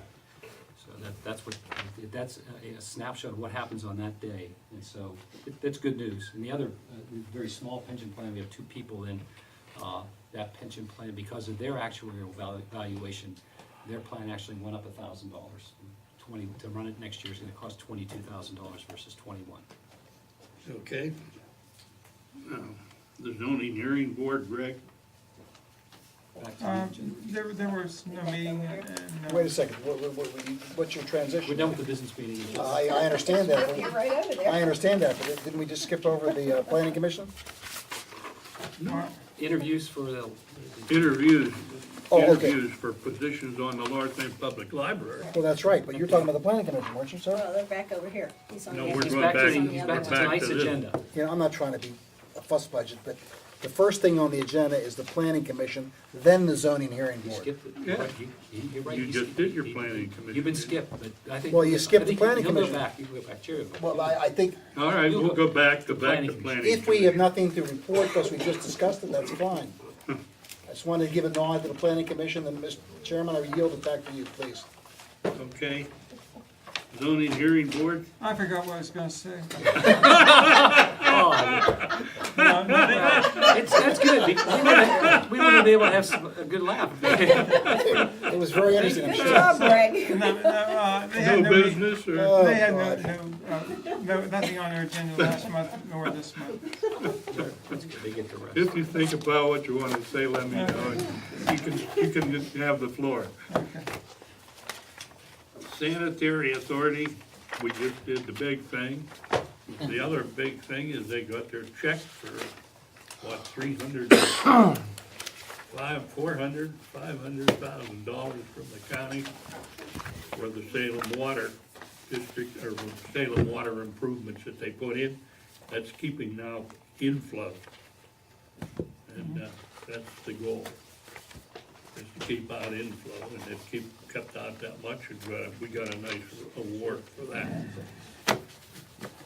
And otherwise, centrifuges are working, and they're working on what you heard last meeting from Denny Blakely. Ambulance Authority, Bill? There's a meeting on November 27th, there has been a meeting recently, they tend to be a little bit, I won't say repetitive, but the issue keeps coming back like many municipal organizations, they need more money from their customers, and they have difficulty collecting it, but that's just a basic theme that goes along. Right now, there's nothing, nothing specific to report, other than that there will be the next meeting on November 27th. They're still trying to, every ambulance authority in the state is trying to get direct bill to the insurance company. Customers don't want that. They want to have the checks come to them. That's right, they get the check and don't That's right. don't repay the bill. But sir, that's all I have on that. Okay, Northland Public Library, The library is still looking for ways to cover the cost of the roof and the HVAC. They're looking for funding sources or grants. They may have to put off some of the repairs to be able to get the grants. They're not getting many applicants for openings, job openings. So they've asked that if you know of anyone who might be interested in looking for a job, to please apply. Are they full-time or part-time? Both. Can that go on our website? It sure should. Yeah. Is the problem they're not willing to pay enough? Is that They why don't they're not mind. getting? It's got a 7% raise. Yeah, but this- That should Sometimes help. That should That would help. certainly It help. should, That should It help. may be insufficient, but I'm just asking the question. right. It's still not up to what most places are. The Love Your Library, which you've seen the signs, brought in $23,000. And employees will co-pay their health care now. And they also hired Herman Landscaping to do the salting and plowing. And the salting will be $185, and the plowing will be anywhere from $135 to $215. That's all I have. any questions? COG, Ralph? We met last Thursday, and will be the final meeting of the year. The executive director reported that the cost, apparently this is the ever-popular cost of rock salt for road treatment, is being held steady at $62.40 a ton. And there were some discussion about stormwater management projects, and an approval for a CDBG project pending mutual approval by Etna Borough for the demolition of 37 Grant Avenue, their sewer repair program, and the Lower Bridge Street drainage project. We also went over the capital budget or operating budget for 2018, of which I have a copy in case anyone is interested. It reflects a 2.19 increase in total expenditures, and there also was apparently a township manager meeting was held regarding the stormwater management committee. Toby is a member of. Do you have anything to add to that, sir? I do. The Stormwater Management Committee consists of 5 of us: Hampton Township's manager, Shaler, myself, Mary Ellen Ramage, and Gary Kohler from Fox Chapel. It's Tim Rogers from Shaler and Chris Lochner from Hampton. Met last Wednesday with there was an idea to have an intern help us to take us to the next step of having the data that we have interconnected and see the impact of stormwater management from one community to another. That's where we had left off. We had shifted our focus to the pollutant reduction plans, which we just put forward here recently. We are looking at having a database built by the North Hills COG, managed by the North Hills COG, to take all this data and interrelate it, and have the COG engineer, whom we happen to share a PVE, Andy Banfield, is the heads up their municipal division. So they're going to be working on a project to really see how these stormwater facilities interact so that someday, in a not too distant future, hopefully we can say if Ross does this, this will help Etna. If Franklin Park does this, it'll help McCandless. McCandless shifts this facility and modifies it the next time there's work to be done, and then we would help Ross and others downstream. And we do have a fund that has a little over $100,000 that was raised through voluntary assessments by the COG some years ago. We have a little over $100,000 left in that to carry these ideas forward. And one other thing is that they would also, municipalities would also, we'd be able to perhaps try to receive grant money, because the kind of thing that we're looking at doing, we may need some regional detention to help pockets of flooding throughout the COG.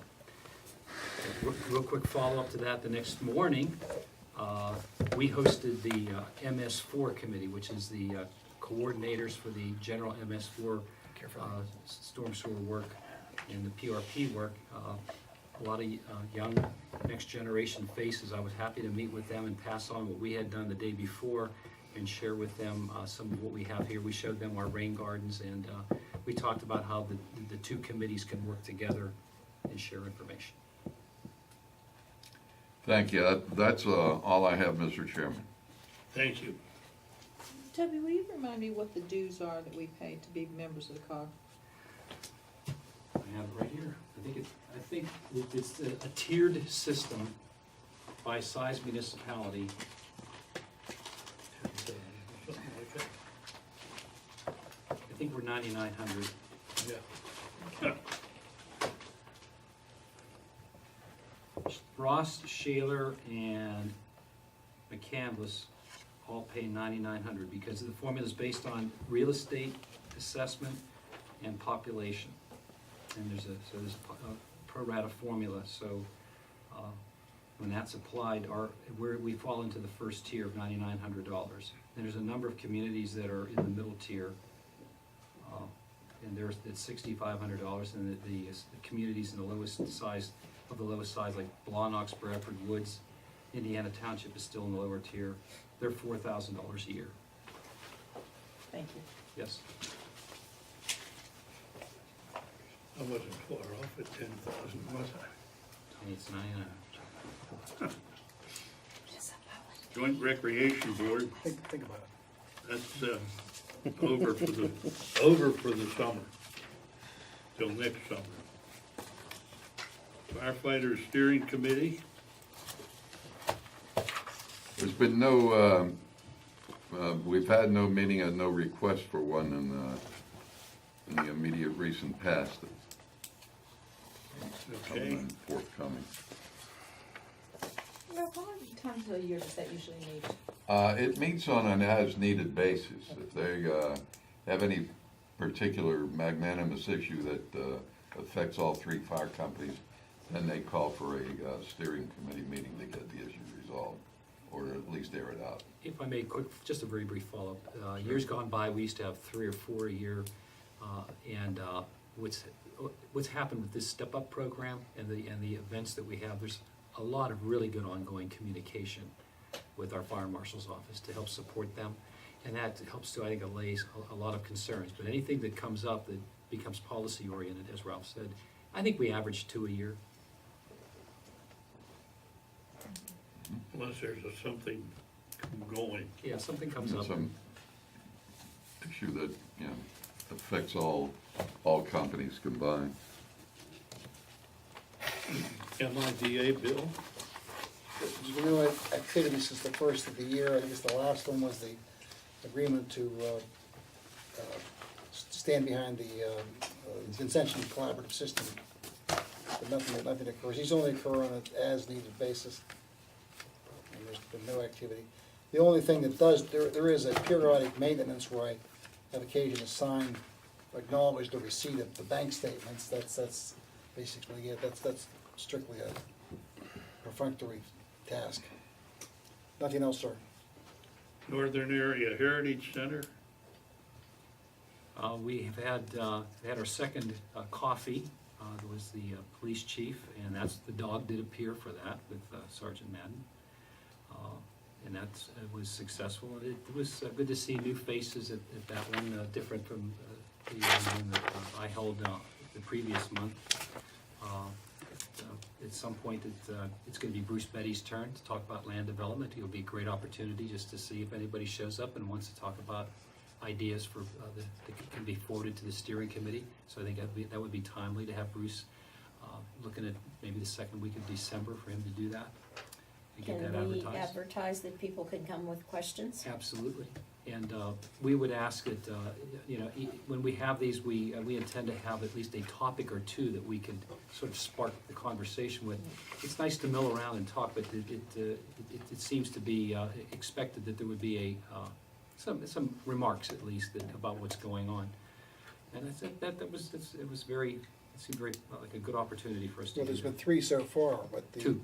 Well, I'm counting the one where the lady came in and read ghost stories to the group. That was I'm sort of counting That that. was supposed to be entertainment, but. Well, but that's a program. That's a program. Oh, we've had more, other Yeah, programs other too. programs, but Yeah. that's, And a program coming up on the 6th and 7th, the North Hills Model Railroad Museum folks are going, there are two gentlemen that are going to appear on the 6th and 7th and set up their train, because trains are always nice for the holidays. There's a small group of volunteers out of the cadre of about 20 volunteers. We have about half a dozen of them met on Saturday and decorated the Heritage Center for the holidays, various ways. And and we're looking at having an event either on the 9th or 16th, maybe both. And we're looking to have a Santa there. We understand there may be a Santa available. I went to the last coffee, and I thought it was nice that there were different people than had been there at the previous one, so that it was bringing in new people. Are we planning on rotating those times so some of those can be in the evening? Yes. Do we have we gotten any more applicants? Today was the deadline. Have we gotten any more We've got applicants? 3 more. I'm trying to remember if it's 6 or 7. Okay, Yes. because there were 3. There were 3, then quickly became 4 when we re-advertised. I didn't check that before I came into this Oh, I meeting. but- thought you meant 3 more. Yes. But we had 3, then a 4th one came in, and we extended to another 30 days, and I think an additional 3 came in, so we may have all 7. and then Well, as long as we have a quorum, I think we should, enough for 4, we should start interviewing so they could get started. Okay. Are there other 100 interviews? Yeah, tuck it in there. We'll be experts by the time we're done. Community Day Committee, What are they doing? What are they doing? Nothing right now. well, Resting. they should set the date for next year's Community Day, and we have to do that because we better get our request in first day of the new year. We actually found out that you can get your request in between the holidays, between Christmas and New Year's. That's when John Bajarski went down on a cold winter day, got it last year, so. Okay, To get the well, show he with knows us. to go down now. It would be good. for the stage, is that the main thing? Yeah, the stage is a biggie. That's a big expense that we can, the stage is they have a good stage, it's $500. If we have to go elsewhere, it's quintuple that. 2,700, I think, when we looked into it from an outside source. Yeah. So we get it 500 from the county as opposed to maybe 2,700. When does John have to, or when does the requester have to get down, Toby? I'm gonna find out if we can even get down sooner than, Okay, sooner's better than later. than between Christmas and New Year's. We'll find out what the earliest date is.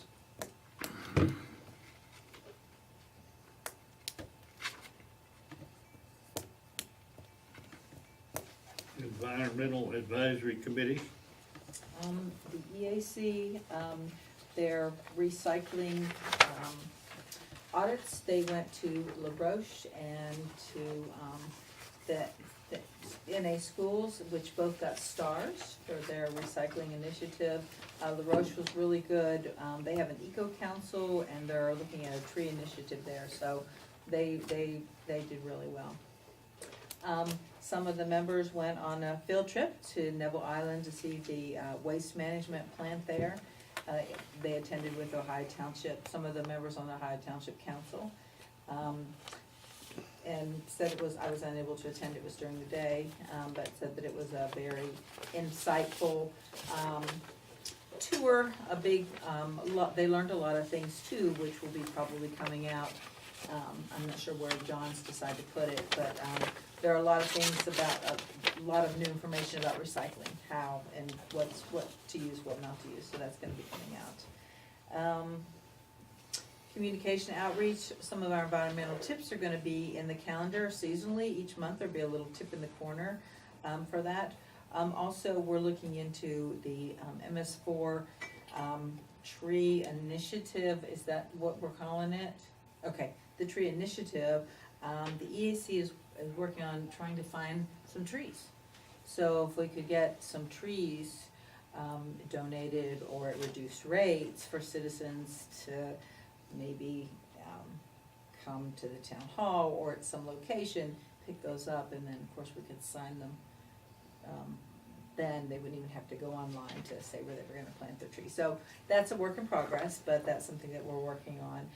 Another thing that we're working on is a spring cleanup, roadside cleanup. We've got a couple more ducks to get in a row before we come to you to tell you about that, but be thinking about that, a town spring roadside of town roads cleanups. If you looking at our roads, especially after the snow goes away, so the snow melts and there's like trash everywhere, so that'll be a good time to do that. We're still looking, working on the feasibility study for Wall Park. We're looking at also there was another sustainability like certification, like the Pittsburgh certification, it was called STAR. We were comparing those two and see how they might serve us and which one we might like better, or if they're two separate things and each have different purposes. So we're still working on that. So we're not ready to give you anything with that yet. And I think that's all. Okay, any questions? We move into item number 6, budget review. Anyone need a break before we go into that? I need enough time to get back here, my binder. Okay, my break's over. Your break's over.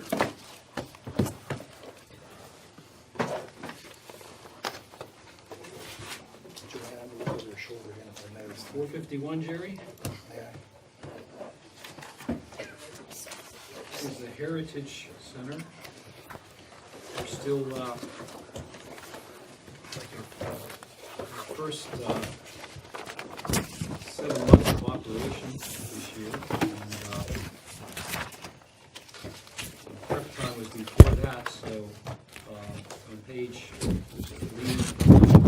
the focus is on the bottom of page 72. We continue to have our cadre of volunteers, which are very helpful, dedicated. That group of 20 has stayed steady here throughout the year. About 15% of John Bajarski's time we're attributing to this. So if you're keeping an eye, if that's, keeping track of the accuracy of how much it's going to turn out to be over time. Maybe a little higher next year as we get the Financial Development and Promotional Committee, the FDPC, kicked off.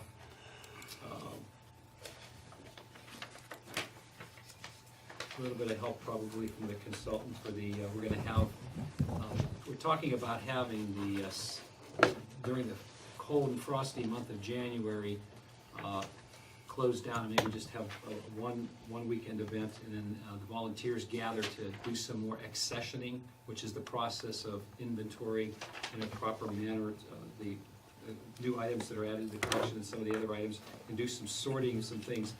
Joe Bullock, we understand, is moving out of his house as soon as he can now. He's going to be, they may be going to, he and his wife may be going, moving out. So He has some more things that he's contemplating giving that he had at home, and others have donated as well. Toby, does that, excuse me, does that include the, I'm not sure where he is. He live up there near St. Alexis up that hill? No. But there's houses that- Further up, he lives up in Pine Township. But there are houses there. Whatever happened with the stuff that was in that forge or whatever that was? Blacksmith shop. Joe's, Blacksmith shop. Joe's, the key tools and equipment that was in the blacksmith shop is now in the basement of the Heritage Center. Yeah, I think I noticed that the sign, that appears to have some historic cachet to it, is still sitting on the outside of that, Yeah, maybe that ask shop. Joe. That'd be a nice item if he wants to get rid of Make a that. note of that. Thank you. So the costs ran a good bit less than we anticipated. A couple of specific items are a little bit higher, and some are lower than we, again, this was we're getting our sea legs on this as to how much it's gonna cost. Then some of the costs are offset as well. I asked Reach to check, and we have had $1,000 donated in bricks. So when you see operating supplies, the item 240 on page 73, we've had some good offsetting costs for that as well. Interestingly, cash donations, and we have little little donation boxes. We've received $922 in donations since we opened up, which isn't too bad. And cleaning services look like they're gonna cost less than we anticipated. Telephone more than we anticipated. We had to actually, in order to connect, we thought it was most prudent for safety reasons to have that phone be able to ring over down here and have it, the phone provider that we use, the people that offer us our equipment, maintain our equipment, said, you know, you really probably, you don't want to have an independent number. We didn't really want to have a separate number up there. We wanted that, there would be the tie-in between that building and this one. So that took a little bit of extra expense here to get that started. Utilities, a little lower than we anticipated. What was the expense exactly on that? The tie-in to have that phone Well, be what was part of the this. total cost of that? It was a little higher at the beginning. Region rattled off the numbers to me, but we're looking at the $2,000 for this year, and we're conservatively budgeting $2,000 next year. And why, They're, like, not a cell phone or a regular phone? well, you know, we thought there ought to be a landline. Not everybody, you know, most everybody does have it, but just. What's a regular landline cost? Well, it's tied into all of our lines here, so. Yeah, I understand that it's tied in, but why? We thought it was more prudent to have it, you know, where we could just intercom if somebody wanted to talk, they can just, there's an extension. So if you dial 3640616, you can dial an extension to get the Heritage Center. Right. Well, all right. Seems like a Isn't lot your- for, Isn't your question is, why is that so expensive? That's your question. right, I mean, well, not necessarily why is that so expensive as much as, I think a landline would what would still a cost landline have cost, 100 $60 a some- month? I think a little bit more than that, but it's a bit, you have to get a business line. Marks and Mine has scoped that In an out. emergency, people are gonna be looking around for the cell phone. I think having a real phone sitting there that's tied into the town is prudent. Somebody's having a heart attack and then you can't find the doggone cell phone. Who's gonna have it? You know, that there's, They can call the It town. just, what's that? They can call the town. yeah, I would Yeah, I think guess most of them would well, call they might call the 911. town, but this Well, would be a, But there's a phone direct on the connection. desk, so you know, it's always there. That was the point. I mean, there's there's arguments to the contrary, but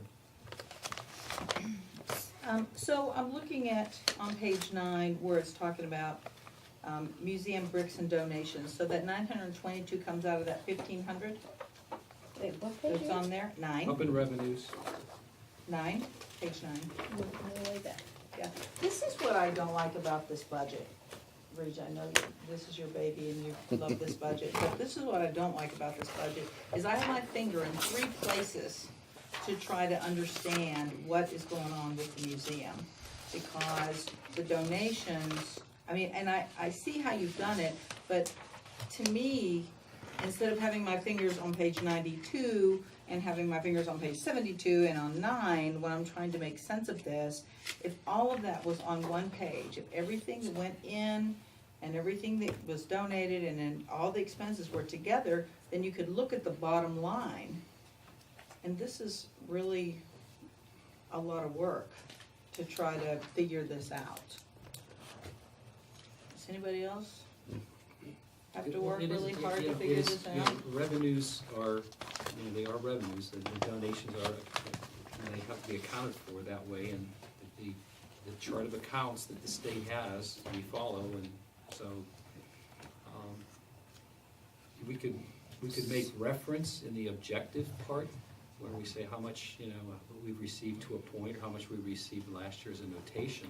Or even if you just said, revenues are on page whatever, so I didn't have to try Okay. to find them Sure, somewhere. we can do that. Or, some way to cross-reference this. Sure, yeah, cross-referencing is a good thing, It's sure. yeah. really hard to find your way through this.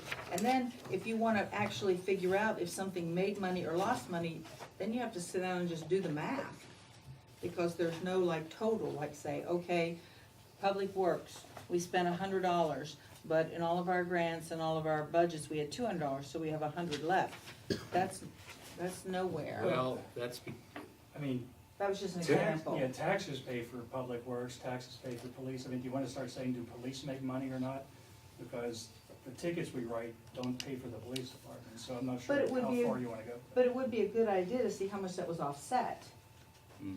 Do you know what I Well, mean? that is a philosophical point. There've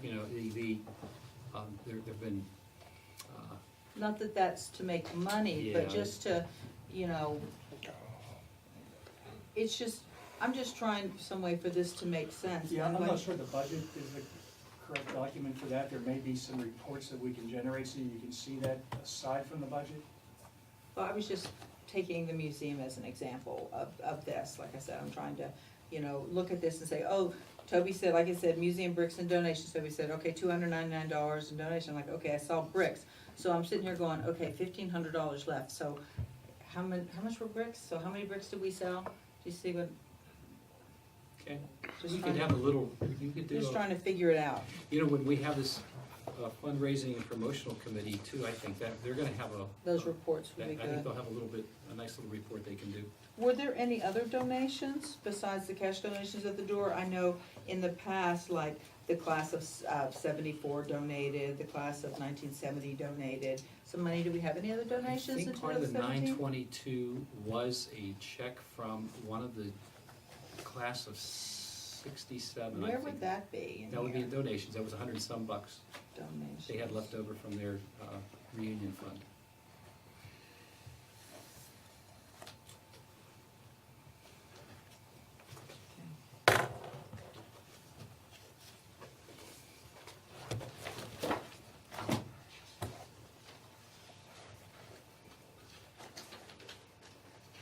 Ready? Ready to go, anyone? Okay. The 452 is our beloved summer rec program. It has been in existence for about 40 years. 44. And it's pretty much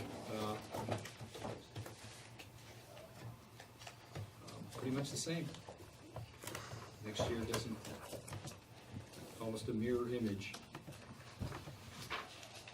We spent a little less this year on recreational supplies. Other than that, things are pretty much running along. And the fees that you charge would be under revenue? Correct. And once again,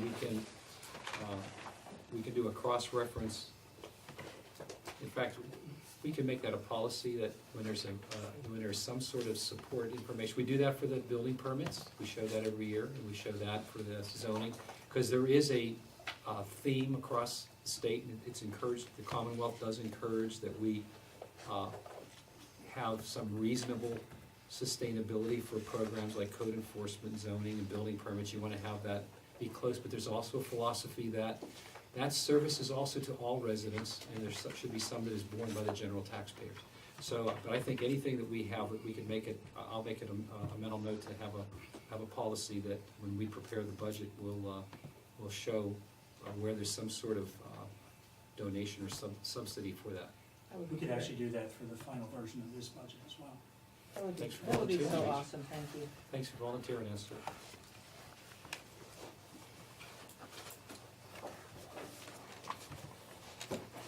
Okay, why don't we depend on that report in the interest of time tonight Okay. for how much this program received this year. Okay, 454 is parks. These are the quadrant, we have a park in each quadrant, as you know, and one outside right here behind everybody, and outside our building, and the What's the quadrant? quadrant, for the McCandless is almost a square. So it's actually, the way it turned out, we planned this in the 80s, we realized that if we could put a decent sized park and maintain it in each of the quadrants of the town, so it'd be like a regional park within each 1/4 of the town. So there's one here in the, this would be in the northeastern quadrant, over in the northwestern quadrant, it's near the lower part, but it's the Vestal Field. Wall Park is in the southwestern quadrant, and the Vincentian Complex is in the southeastern quadrant. So we have some good, in essence, good, nice service areas that way. And it does help with these associations when they have a home base nearby in their neighborhoods. So we have deferred once again, we have put in here, Mark Sabino reported, I think it's the 3rd year running, under item 370 on page 77, that the possibility existed that we might have to pave Vestal and Lorraine Rogers, but we did not have to again this year. It held up, so that's $45,000. That kind of ties into what we talked about, where some money isn't being spent this year that can be used for reappropriation. So that's $45,000 there not spent. Grass cutting has been running about $20,000. It has really paid off for us to have a contractor do that. We get great bids. A local contractor has gotten, there's two companies, small companies that really compete against each other. They've sort of flip-flopped over the last several years. So it's been very helpful to contract that. And then under 520 there, we show potential small projects for the safety and maintenance of some of the facilities at the Vestal, and then we have a chunk that, as you recall, we had asked for $250,000 for our grant, the CITF grant, and we were graciously awarded $200,000. So we still have $69,000 left in the $67,000 left in the grant funds from the CITF, but the budget thus far that for the fencing and backstops, which is the 2nd phase of the Vincentian work, the estimate for that's $99,000. So we'll have to come up with $32,000 next year toward that project. Our share this year was $17,000, a couple $100, I think it was $17,400, and so we're looking at $32,000, and then $10,000 for replacement dugouts up at Vincentian, and working with NAL, North Allegheny Little League. We started work today out on the ball field at Devlin here. We tore down the old backstop, which was rusting and dangerous, and the retaining wall was sagging. So we had that budgeted, so we have begun work on that. So we'll work with NAL on the dugouts next year, or a potential school board, however they want to do that. They were looking to make an improvement down here, as you may recall. Everything else was pretty much either below cost or what we budgeted. Nothing really outstanding.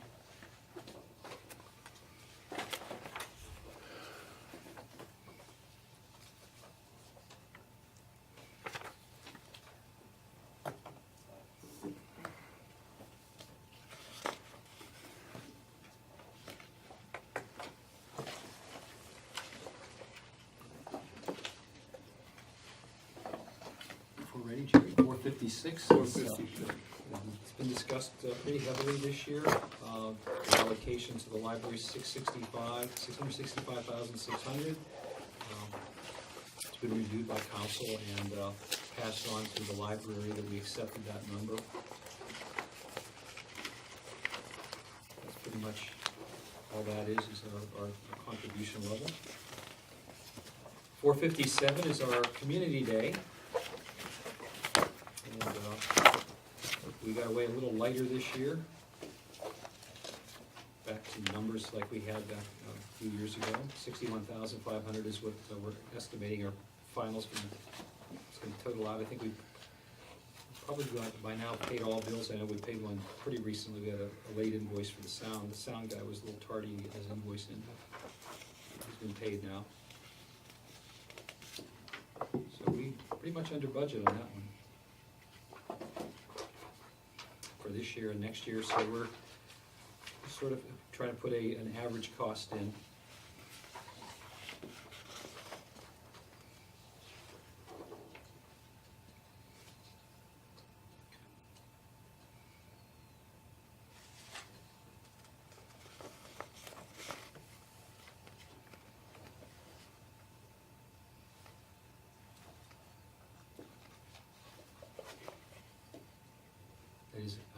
We're assuming we want to continue to have Community Day.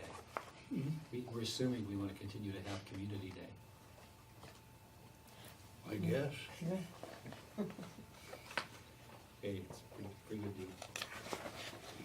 Maybe Reed would give me a break on 491 if you want to go to category 491, talk about See, refunds with respect to that, I don't want to set off a discussion, but the decision, there are implications to having a community day. And, for example, Jerry's involvement with community day has been pretty significant. And the lead time, as we alluded earlier, to things like the Stage. the steps and what do they call it? Stage. The stage, or have to be done in advance, getting people lined up. I mean, do we have any general view as to whether we have to or can replace this gentleman to my left? We don't have to, I mean, can he just continue being community day? If he's willing to do that, Sure. God bless him. are you willing to do that? I'm willing to do that. Yeah. Well, give him a second, don't put him on You the may spot or be- anything. No. Time's up. God You knows may we be want on to the put him on the Carnival Cruise Lines. I think you should think about it and get Yes, back I to think Clearly, us. that's an excellent idea. I'm not looking for a response, but I thought I would at least toss the issue out. Public take Why don't you give thought to it, Jerry, and see Can what you do think. that from Aruba? Yeah, I'm not going to Aruba this time. you'll be down in Miami, okay. I've already seen that ship. But, maybe you can train Greg.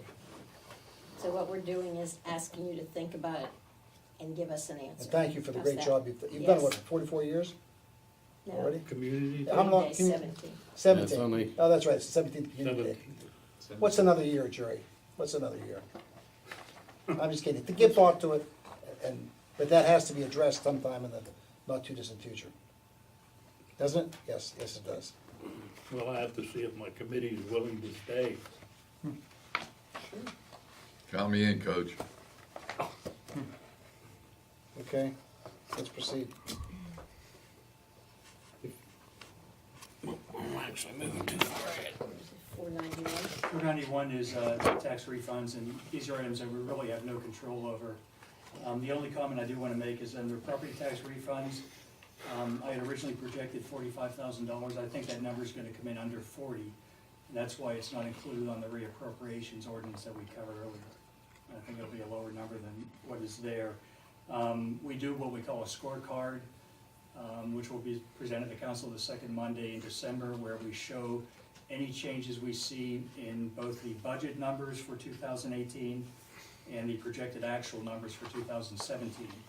And there will be a lowered number for this item on that scorecard when you see it.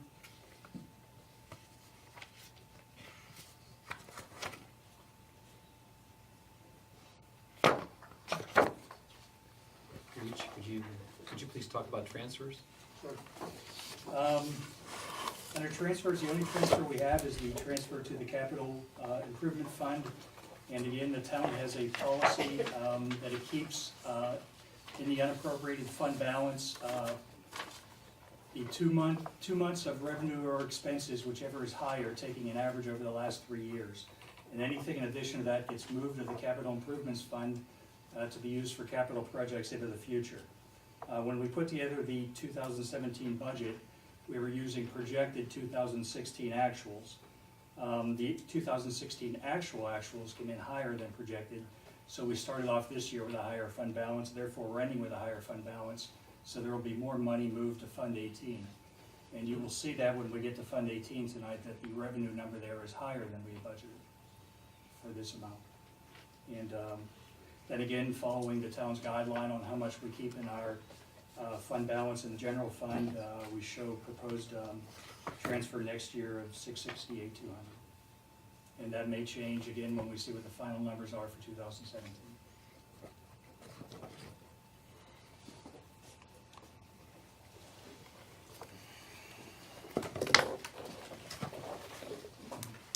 We can take the special funds in sequence, just as we flip through. Page 86, the Transportation District Fund still exists because it receives assessments that are still due from primarily the property that was assembled for McCandless Crossing. And there are, so the one expense for next year is two expenses primarily of significance. The $75,000 shown at the bottom of the page. Possibility, again, we've talked somewhat informally, and the Planning Commission has talked a little more formally than Council has about a sidewalk district, an intermodal project. We're keeping our eye on funds that we could get to, we talked a lot about the Vincentian sidewalk. That's an element. If that's there, we can have that's another sidewalk that we will ultimately be able to connect to. So LaRoche is putting in some pieces as well. So we have a segment that we'd be able to put in along Duncan Avenue that would equate to that $75,000, and that could be some seed money. If we had to, we do have a reserve down at the bottom. You'll see that our fund balance is projected to be a little over $297,000. So we could take some of that. This money can only be spent under the bond issue that originally got this money here in the town in the first place. Can only be spent on capital projects. This is one fund that council does not have the authority to transfer out of capital. You can transfer money in and out of capital, but it takes an ordinance to do that. Because when you pass an ordinance for the budget this year, you're gonna say, okay, this is how much we're budgeting in our capital budget. And the only way you can move anything out of the capital budget is pass another ordinance. This one is a bond issue, and the only way this money can be spent is on capital projects. We have plenty of it we'll be able to hang on to this money for. If we get something going in that vicinity there, it'd be nice to have that money on hand. And the other thing there shows that we transfer over $124,700 from the assessment revenue that's up above. That goes to the capital fund. So this fund is now that all the projects that the Transportation District set out to do they're all completed, there's this money left over, and we have, again, some assessments still coming in. All that gets transferred over to help pay for ongoing capital improvements, which are shown on Fund 18. And that is it's the second busiest fund that we have. It's required by the Home Rule Charter that we have a capital projects fund. It makes sense. And ours is, again, very robust. And it is funded by those transfers that we talked about from Fund 15. It's also fed quite heartily by the Highway Aid Fund, which follows this one 2 funds from now. We have almost $900,000 we're going to be able to transfer in from that fund. And then our policy that Reach talked about a few minutes ago, excess funds that we have in the general fund, we transfer by policy automatically into this fund as well. So that's 3 ways that we feed our capital projects, which precludes us so far from having to borrow money to pay for somewhat routine capital projects like drainage programs and road programs. So we discussed all those, explained all those programs in summary, each of those paragraphs, starting with program 406, citizen information, bottom of page 88. We've held some money over each year, last couple of years, to try to get PennDOT's attention. I want to take one more shot. We are a quality community. For us to have a quality entrance, a gateway sign with a nice brick sign would perhaps match. We have some bricks left over from this building. If we can get more matching bricks, our guys would be able to build it. And if not, to get help from a mason to do it. But I'd like to have have a solar powered light to shine on it at night. And PennDOT has been a bit grouchy about new gateway signs, but hey, Pine has them, Franklin Park has them, other communities have them. So where We you really should. contemplate this sign would be? That's been a bit of a debate too. Probably the best location is the island at Peebles Road on McKnight. That's our busiest road. Or the hillside, the Vincentian Academy. When John Fedko was there, he said that he would be okay with us benching a sign to that hillside. So it's going to be a matter of where PennDOT's going to allow it on the southern end, but somewhere in that vicinity. The northern end is on Route 19, at our border, is almost a no-brainer. We have a chunk of right-of-way at North Meadows Drive, where the Arthur Murray studio is. That's the last piece of property in McCandless, right there. What's physically by Arthur? I can't quite visualize that. There's nothing. Straight across the street from No, Whole but Foods. Is there an open space there? There- That there- you're it'd saying? be a Yeah, I can grass pull it area. up for you. Yeah. Okay. We could fit we think we could fit a sign there. Okay. We're continuing on with our program of LED lighting in this building. I had a question about the citizen information. Where is that in 406? What's that, the lighting? No, the border, because last year we had in the budget for $6,000. 6,000 and 6,000, now it's 20,000, 20,000. Well, And where is that on here? So each of the categories are labeled signage, Okay. 40,000. You're right, we had 12,000. And if we, I don't wanna undercut this, but we had, the thinking, several years ago was to have electronic signs. And that's why last year when I had this money put in here, to 12,000, those would be a simple sign. I think we could reduce the 40,000. Do you know what number that's under on 25? I was Right just here, trying to Bill, see this where it piece of was. property. On page, 25, I guess, Back because here, that's right there. 40. You said it's in 406, and I'm in 406. 406 this is one Yeah. Fund 18 has its own 406 category. Oh, This one's North it's Meadow. not under So- the No, 406. see, each of these, when we talk about a separate fund is like its own little entity. The general fund is very busy, our largest entity. The second most active entity is the capital fund, which is Fund 18. So Fund 18 has its own categories of revenue and expenditure, its own little separate world. But it should be listed down here with the dollars, with all On of page these. 90, On 90? 406. And it's under signs? We have 40,000 there, and I would think that would be high. And Signage, okay. Yeah, I see. I hesitate to arbitrarily cut it, but I sure as heck don't think we're gonna spend 40, and I think we're gonna spend more than the 12 that we have budgeted this year. Okay. I just wondered why they went up so much from Yeah, last year. I think, good question, it's probably probably a miss on my part to go that high. Okay, thank you. Yes, ma'am. 409, that shows anything we have under buildings and plants, not much for the coming year. The $10,000 is for the lighting, LED lighting. That'll complete the conversion. This building will be on LED lights.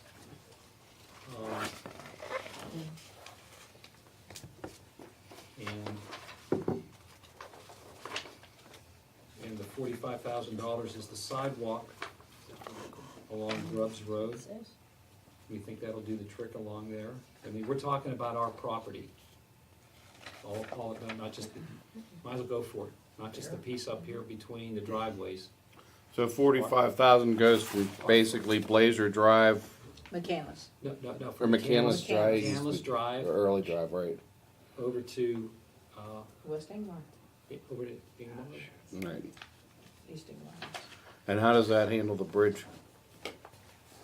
Let's skip that one, there's just a little narrow. Just stop, walk across the bridge and Yeah, just walk, turn this way. run across so you Yeah, don't there's get run over? when the PennDOT paints the lines on the bridge, there's about a 2-foot strip there to go across. 436, well, 433, there's some money for upgrades of signals that, Toby, I have a question Yeah. on the, one of the elements of 409. okay, Line item 310, legal services, shows an actual for 2014, 15, and 16 have showed a 0, 17, 0. I don't understand the zeros there. It seems unlikely that there were really only 0 cost of legal fees, but what's going on there? Why is that? the 409 section? The legal Yeah. services of Right. 433 For the building at the and- bottom of page 90. That's just for the building and the plant. 409 is just for this building. Okay, that's only for, this building will This not. building, don't Okay, that's, anticipate, But he's in 433 now, aren't you? well, No. Bill's, I think Bill no, was I'm still at backtracking. 409. Now, no, Bill took a step back. Okay. Well, but for that- 409 legal services. for that matter, okay. why then Why is it so high why then? was it so high before? Back in In 14, 14. 14, it was well, 4,978. you know, offhand, I I don't know either. don't remember, it's been. Well, you see my point, it just seems like, that's all. I think We it was don't know. I think it was an anomaly, but Is that the Sandal water, the Sandal Rolls House Water District? Well, 2014, we had a large property purchase, and we had legal fees involved. Okay, when we is that what it is? purchased property. Okay, all right. was that the post, that was the That's former another one. post office Thanks, property? Rich. Thanks, Rich. Good enough, thank you. Okay, 433, the one item there is the $121,000 to help fund the, some of the signal work.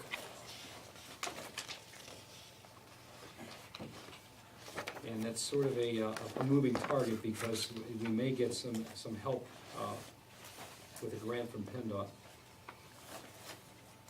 436 is big next year, bigger than usual. For a couple of reasons.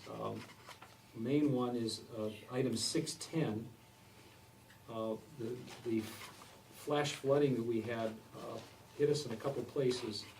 One of them was the Town Square North, and there's a concrete culvert there, or I'm sorry, metal culvert there, that we wanna, our engineers have looked at it, Gateway has, and determined that the best thing to do with that is to spray it with a substance called gunite.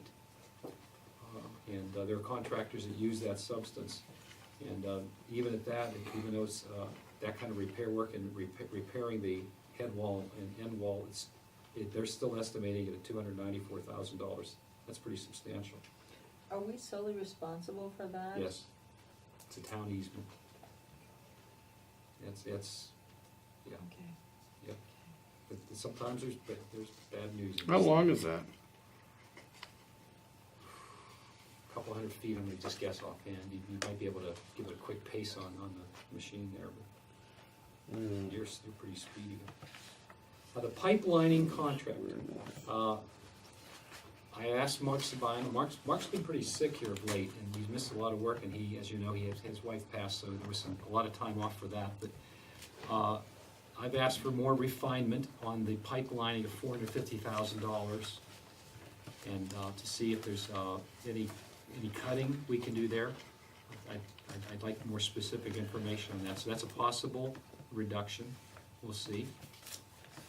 Now, I put in my manager's report, the biggest number in the budget for any single expenditure, one-time expenditure like this one, is always our road program.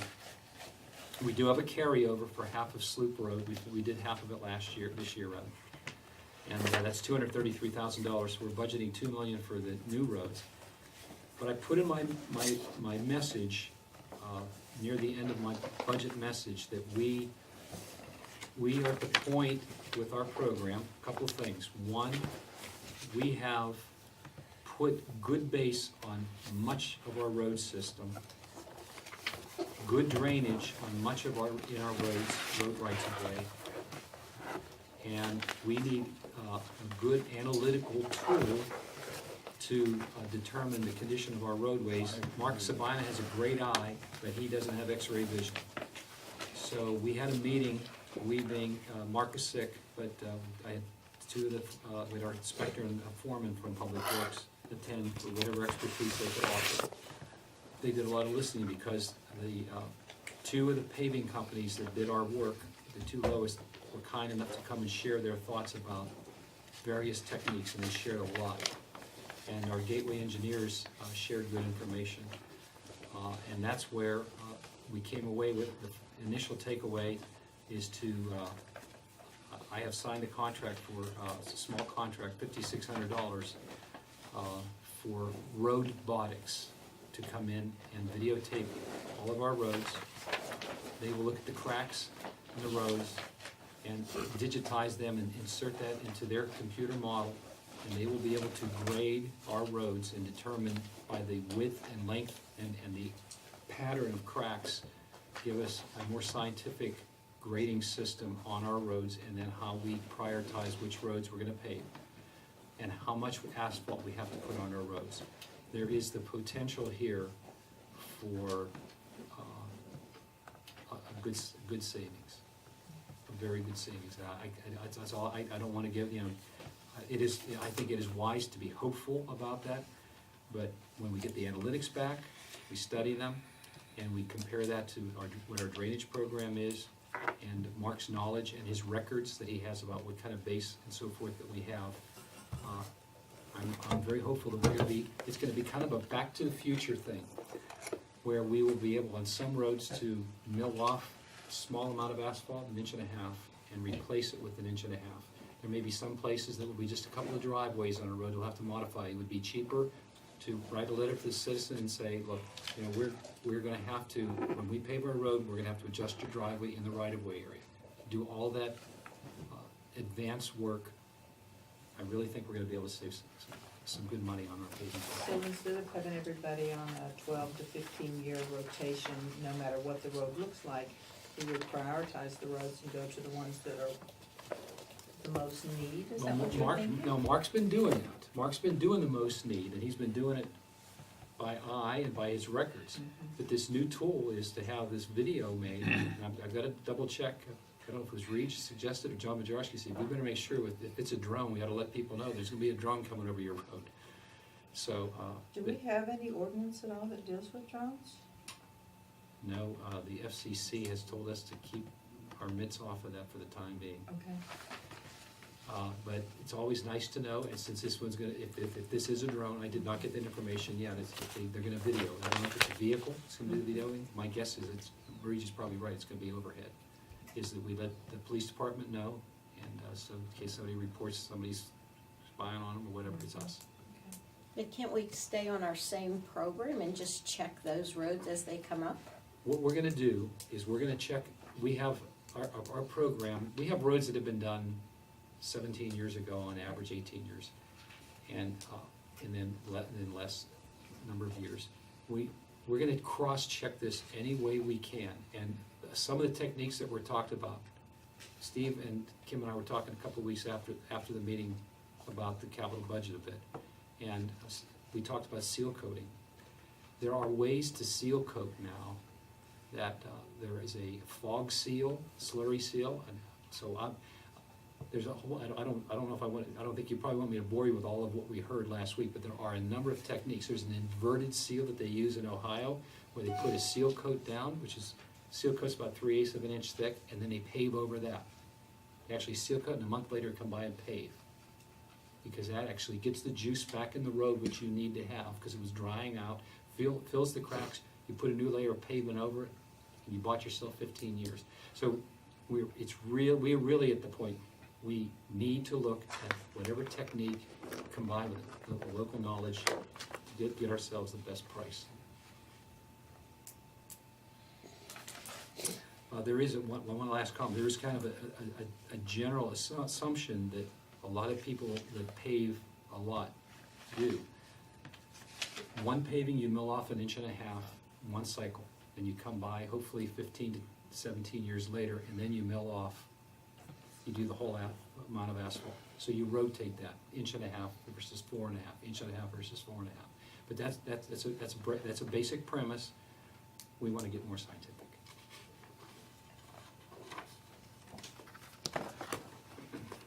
And general construction projects under 454 was the last fairly decent chunk. I'm looking at the number, but I believe in the write-up that we have at the beginning of this section, it says that is tennis courts. Yes, Devlin. Devlin. They're not cheap, but they need redone. They got some serious cracking in them. Real quick, Mr. Chairman, the fund after the capital fund is the assessment fund number 19. That's a revolving fund. We use that, keep that amount of money handy for if a neighborhood comes in, says we want to put a water district in, a sewer district, a sidewalk district. We have money available to help people do that. We can do it, and there's a program in our ordinance book that tells people how they can put a petition before you and have a district created, and we advance the money and they pay us back. There's a big chunk coming out of that. We're still waiting for, it's been several years now since PennDOT finished the Wexford Flats. I've lost track of how many years, but they're still negotiating a right-of-way. And until all the rights-of-way are negotiated, they won't send an invoice to us. One of these days, we're gonna get an invoice for about $391,000 for our share of the sidewalks. We paid for the right-of-way. We were required to pay for the right-of-way for the Wexford Flats sidewalks, and we have to front the cost of the sidewalks themselves, 20% of the cost of the sidewalk, which was $60,000 out of the $391. The $391 covers the price we have to pay for the right-of-way and the cost for the sidewalks. And then the plan is that we assess the property owners for their 20% share of this. And they're paying 20 cents on the dollar for the sidewalk they got from their property, because PennDOT got federal funds for the other 80%. Are they already aware of that? Yes. Now, you know what, that's a great question, because it's possible that some property owners may have changed since that road was finished. And a refresher is that, maybe a letter to go out saying that while we're awaiting final costs from PennDOT, please be aware that you have a share of the cost, and give them an early explanation so it doesn't come as a surprise. Those would run with the land though, right? They'd be responsible They do, for it. they do run with the land, no question. But it might be, giving a heads up, that might be reasonable. I think it'd be fair. And lastly, the State Highway Aid Fund is a pass-through. There are a number of things that we're allowed to spend this money on, of a public works nature, a lot of things. The list has grown over the years, and so the gas tax has grown. So we're expecting to get over almost $890,000 next year. If you look back at 2014 rather, we got $655,000. So that helps our road program a lot, obviously. Helps us from, if you put that with the, what comes from the transportation district, it's a little over $1 million to pay toward our road programs, about half, not that.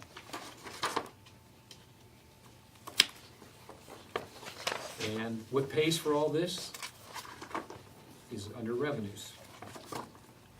It starts on page 4. We went over these back when we did projections in September. These have changed a little bit since we talked. We tweaked our numbers a bit. Reach had more information here. When he finished the budget up, gave it to me in early October. So, did you look through these, and maybe again in the interest of time, just if any questions jump out at you. I did make a lot of comments about the revenues in my message.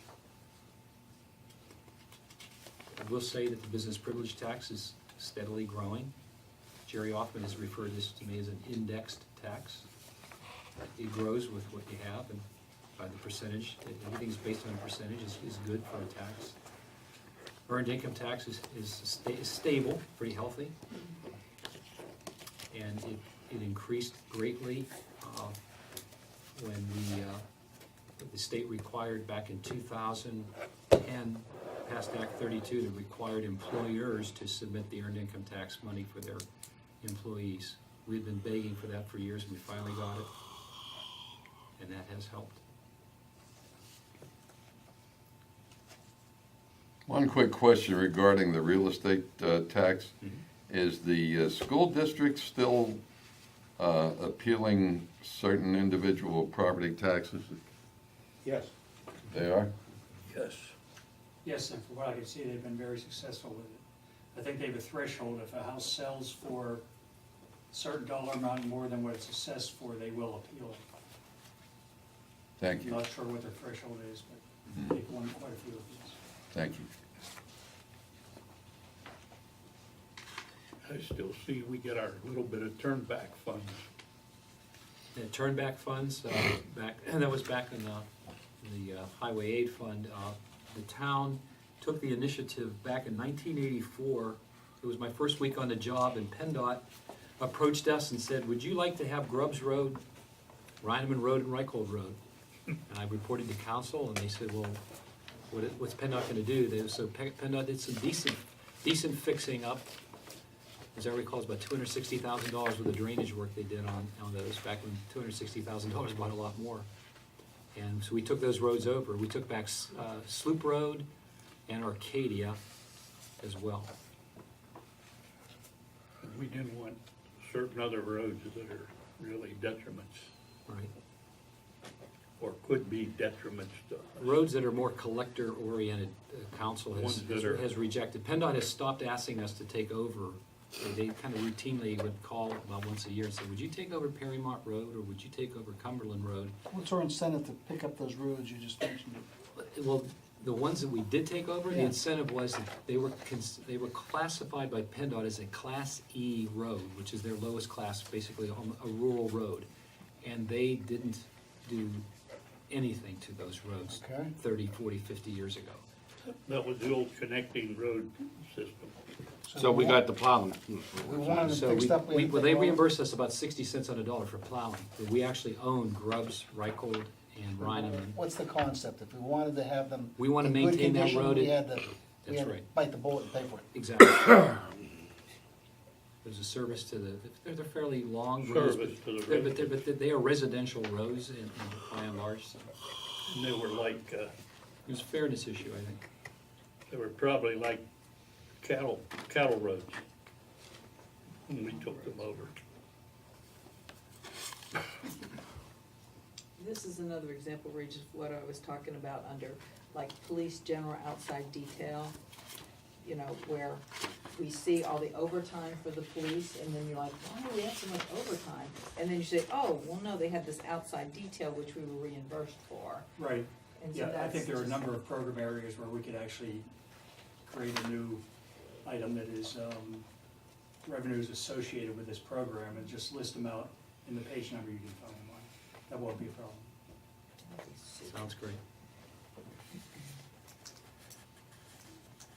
Okay, Mr. Chairman, I think that's, we have a public hearing on this budget next week. Is there any questions on the budget? I think we had a motion bill on that.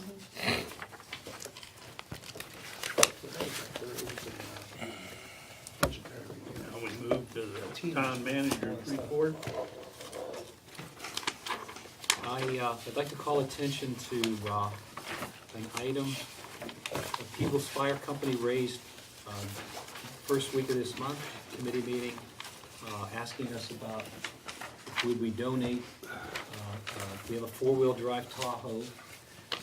So I did some research, talked to, as I promised, and then talked to our head mechanic, Ron Thomas, and I put in my manager's report 2 paragraphs with some background information.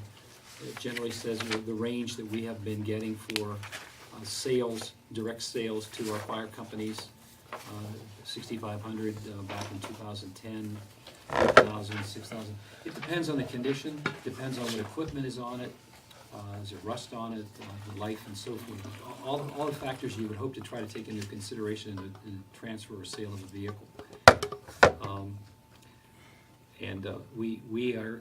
We are seeing good prices on the sales under municipal bid, and I sent a directive to Public Works to sell all remaining vehicles on the lot except for this four-wheel drive Tahoe, pending what council wants to do about the request from Peebles.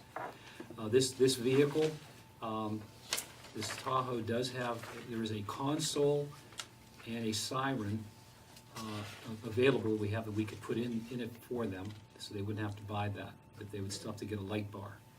So in a sale, a direct sale to them, we're saying, Ron Thomas and I huddled, and it's $6,000 would be a fair price. The trade-in value, when you look at a Tahoe, is $13,700 to $17,000 on Kelly and NADA, but that's not for a used police vehicle. There's some holes drilled in the inside. So this vehicle is not the same kind of vehicle. That's why we often cut the price at least in half when we do a sale. There is the precedent that we talked about that if other vehicles have been sold, if there is taking into account Peebles' growth and the pitch they made about that, very, very well done. If you want to reduce the price further, I think from the manager's perspective, when I offer you the $6,000, that's more of a platonic price, if you understand what I'm saying. I think if you want to go, I would really urge you to charge something and amortize the value. We could just take it out of their annual contribution. They would probably hardly miss it. Over 4 years. Over at least 3 years, maybe 4 years. Ron believes this vehicle is going to last him 3 or 4 What years. was it, $6,000 price? Because they're not going to use it as much as police did. $6,000. $6,000 is what the Yeah. number, $1,500. a manager's number. They're gonna amortize it at $1,500 to $1,500? That was what I'm throwing out, but I'm thinking that perhaps if you, with your, under the procedure we have, I wouldn't be allowed to go, in my opinion, less than $6,000 to sell it to another fire company. If this hadn't come up to you at the board table and come to me, I would have told Peebles that from the manager's standpoint, this head mechanic, this vehicle's worth $6,000. And this is without setting a precedent. Right.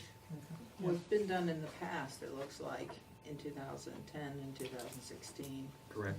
So we've done it, and the price looks comparable to what those other vehicles went for. Right. So it seems like it would be fair to do it like that. It would be fair. Yeah. If you would want to reduce it further, that would be up to you. I think I don't think I But have the the authority to go any lower head than that. mechanic agrees with it in terms of the technical. I said, Ronnie, viability. what do you think we ought to do? Yeah. What kind of number do you think, knowing everything you know about this vehicle? He said, $6,000. I said, that's the number I had in my mind. That sounds good to me. Sounds good. I think it That's sounds a board. fair and We reasonable. made the other companies pay. I think, Well, given no interest for, Can we make paying it- over 4 years and can we no make it a interest. precedence to get rid of our police cars as soon as they're taken out of commission though? Because sitting them around for 6 months is. Not good. It's not good. No, it is not, but there was a, we do tend to batch them, and it was until July when the last one came in, and so then, okay, Mark, I asked Mark about it in August, and he said, yeah, I gotta get that done, and I told him to just delegate that to the head mechanic, quite capable fellow, and just get it on municipal bid, so we could expect every year, I think, around July. Depends when the vehicles are converted over from the police. If the chief has everything ticking smoothly when he gets them to the vendor that he takes them to, and we're done, and there's Because they're just nobody asking. depreciating, we're paying insurance, sitting at- insuring them. Yep. It's just a waste. It is. They should be It out is. of here. Absolutely right.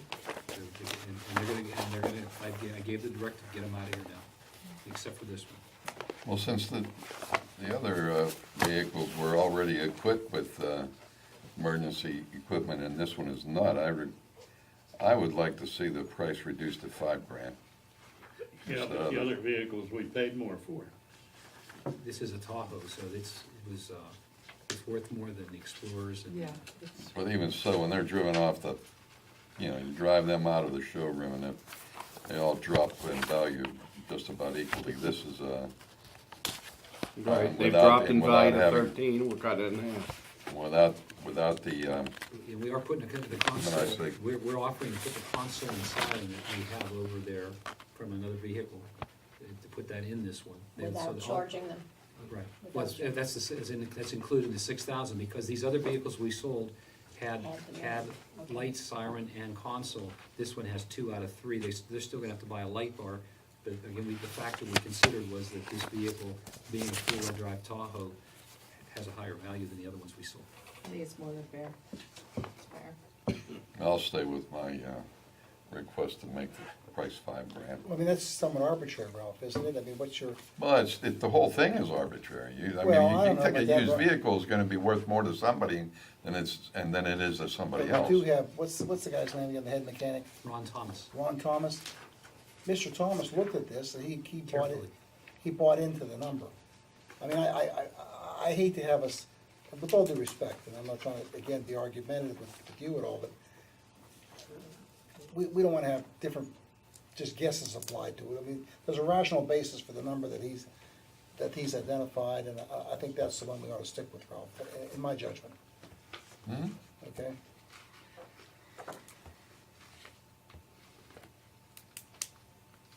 Okay. I wanted to point that one out for sure. Otherwise, Do we have to make a decision tonight? I think you just did. Okay. We could.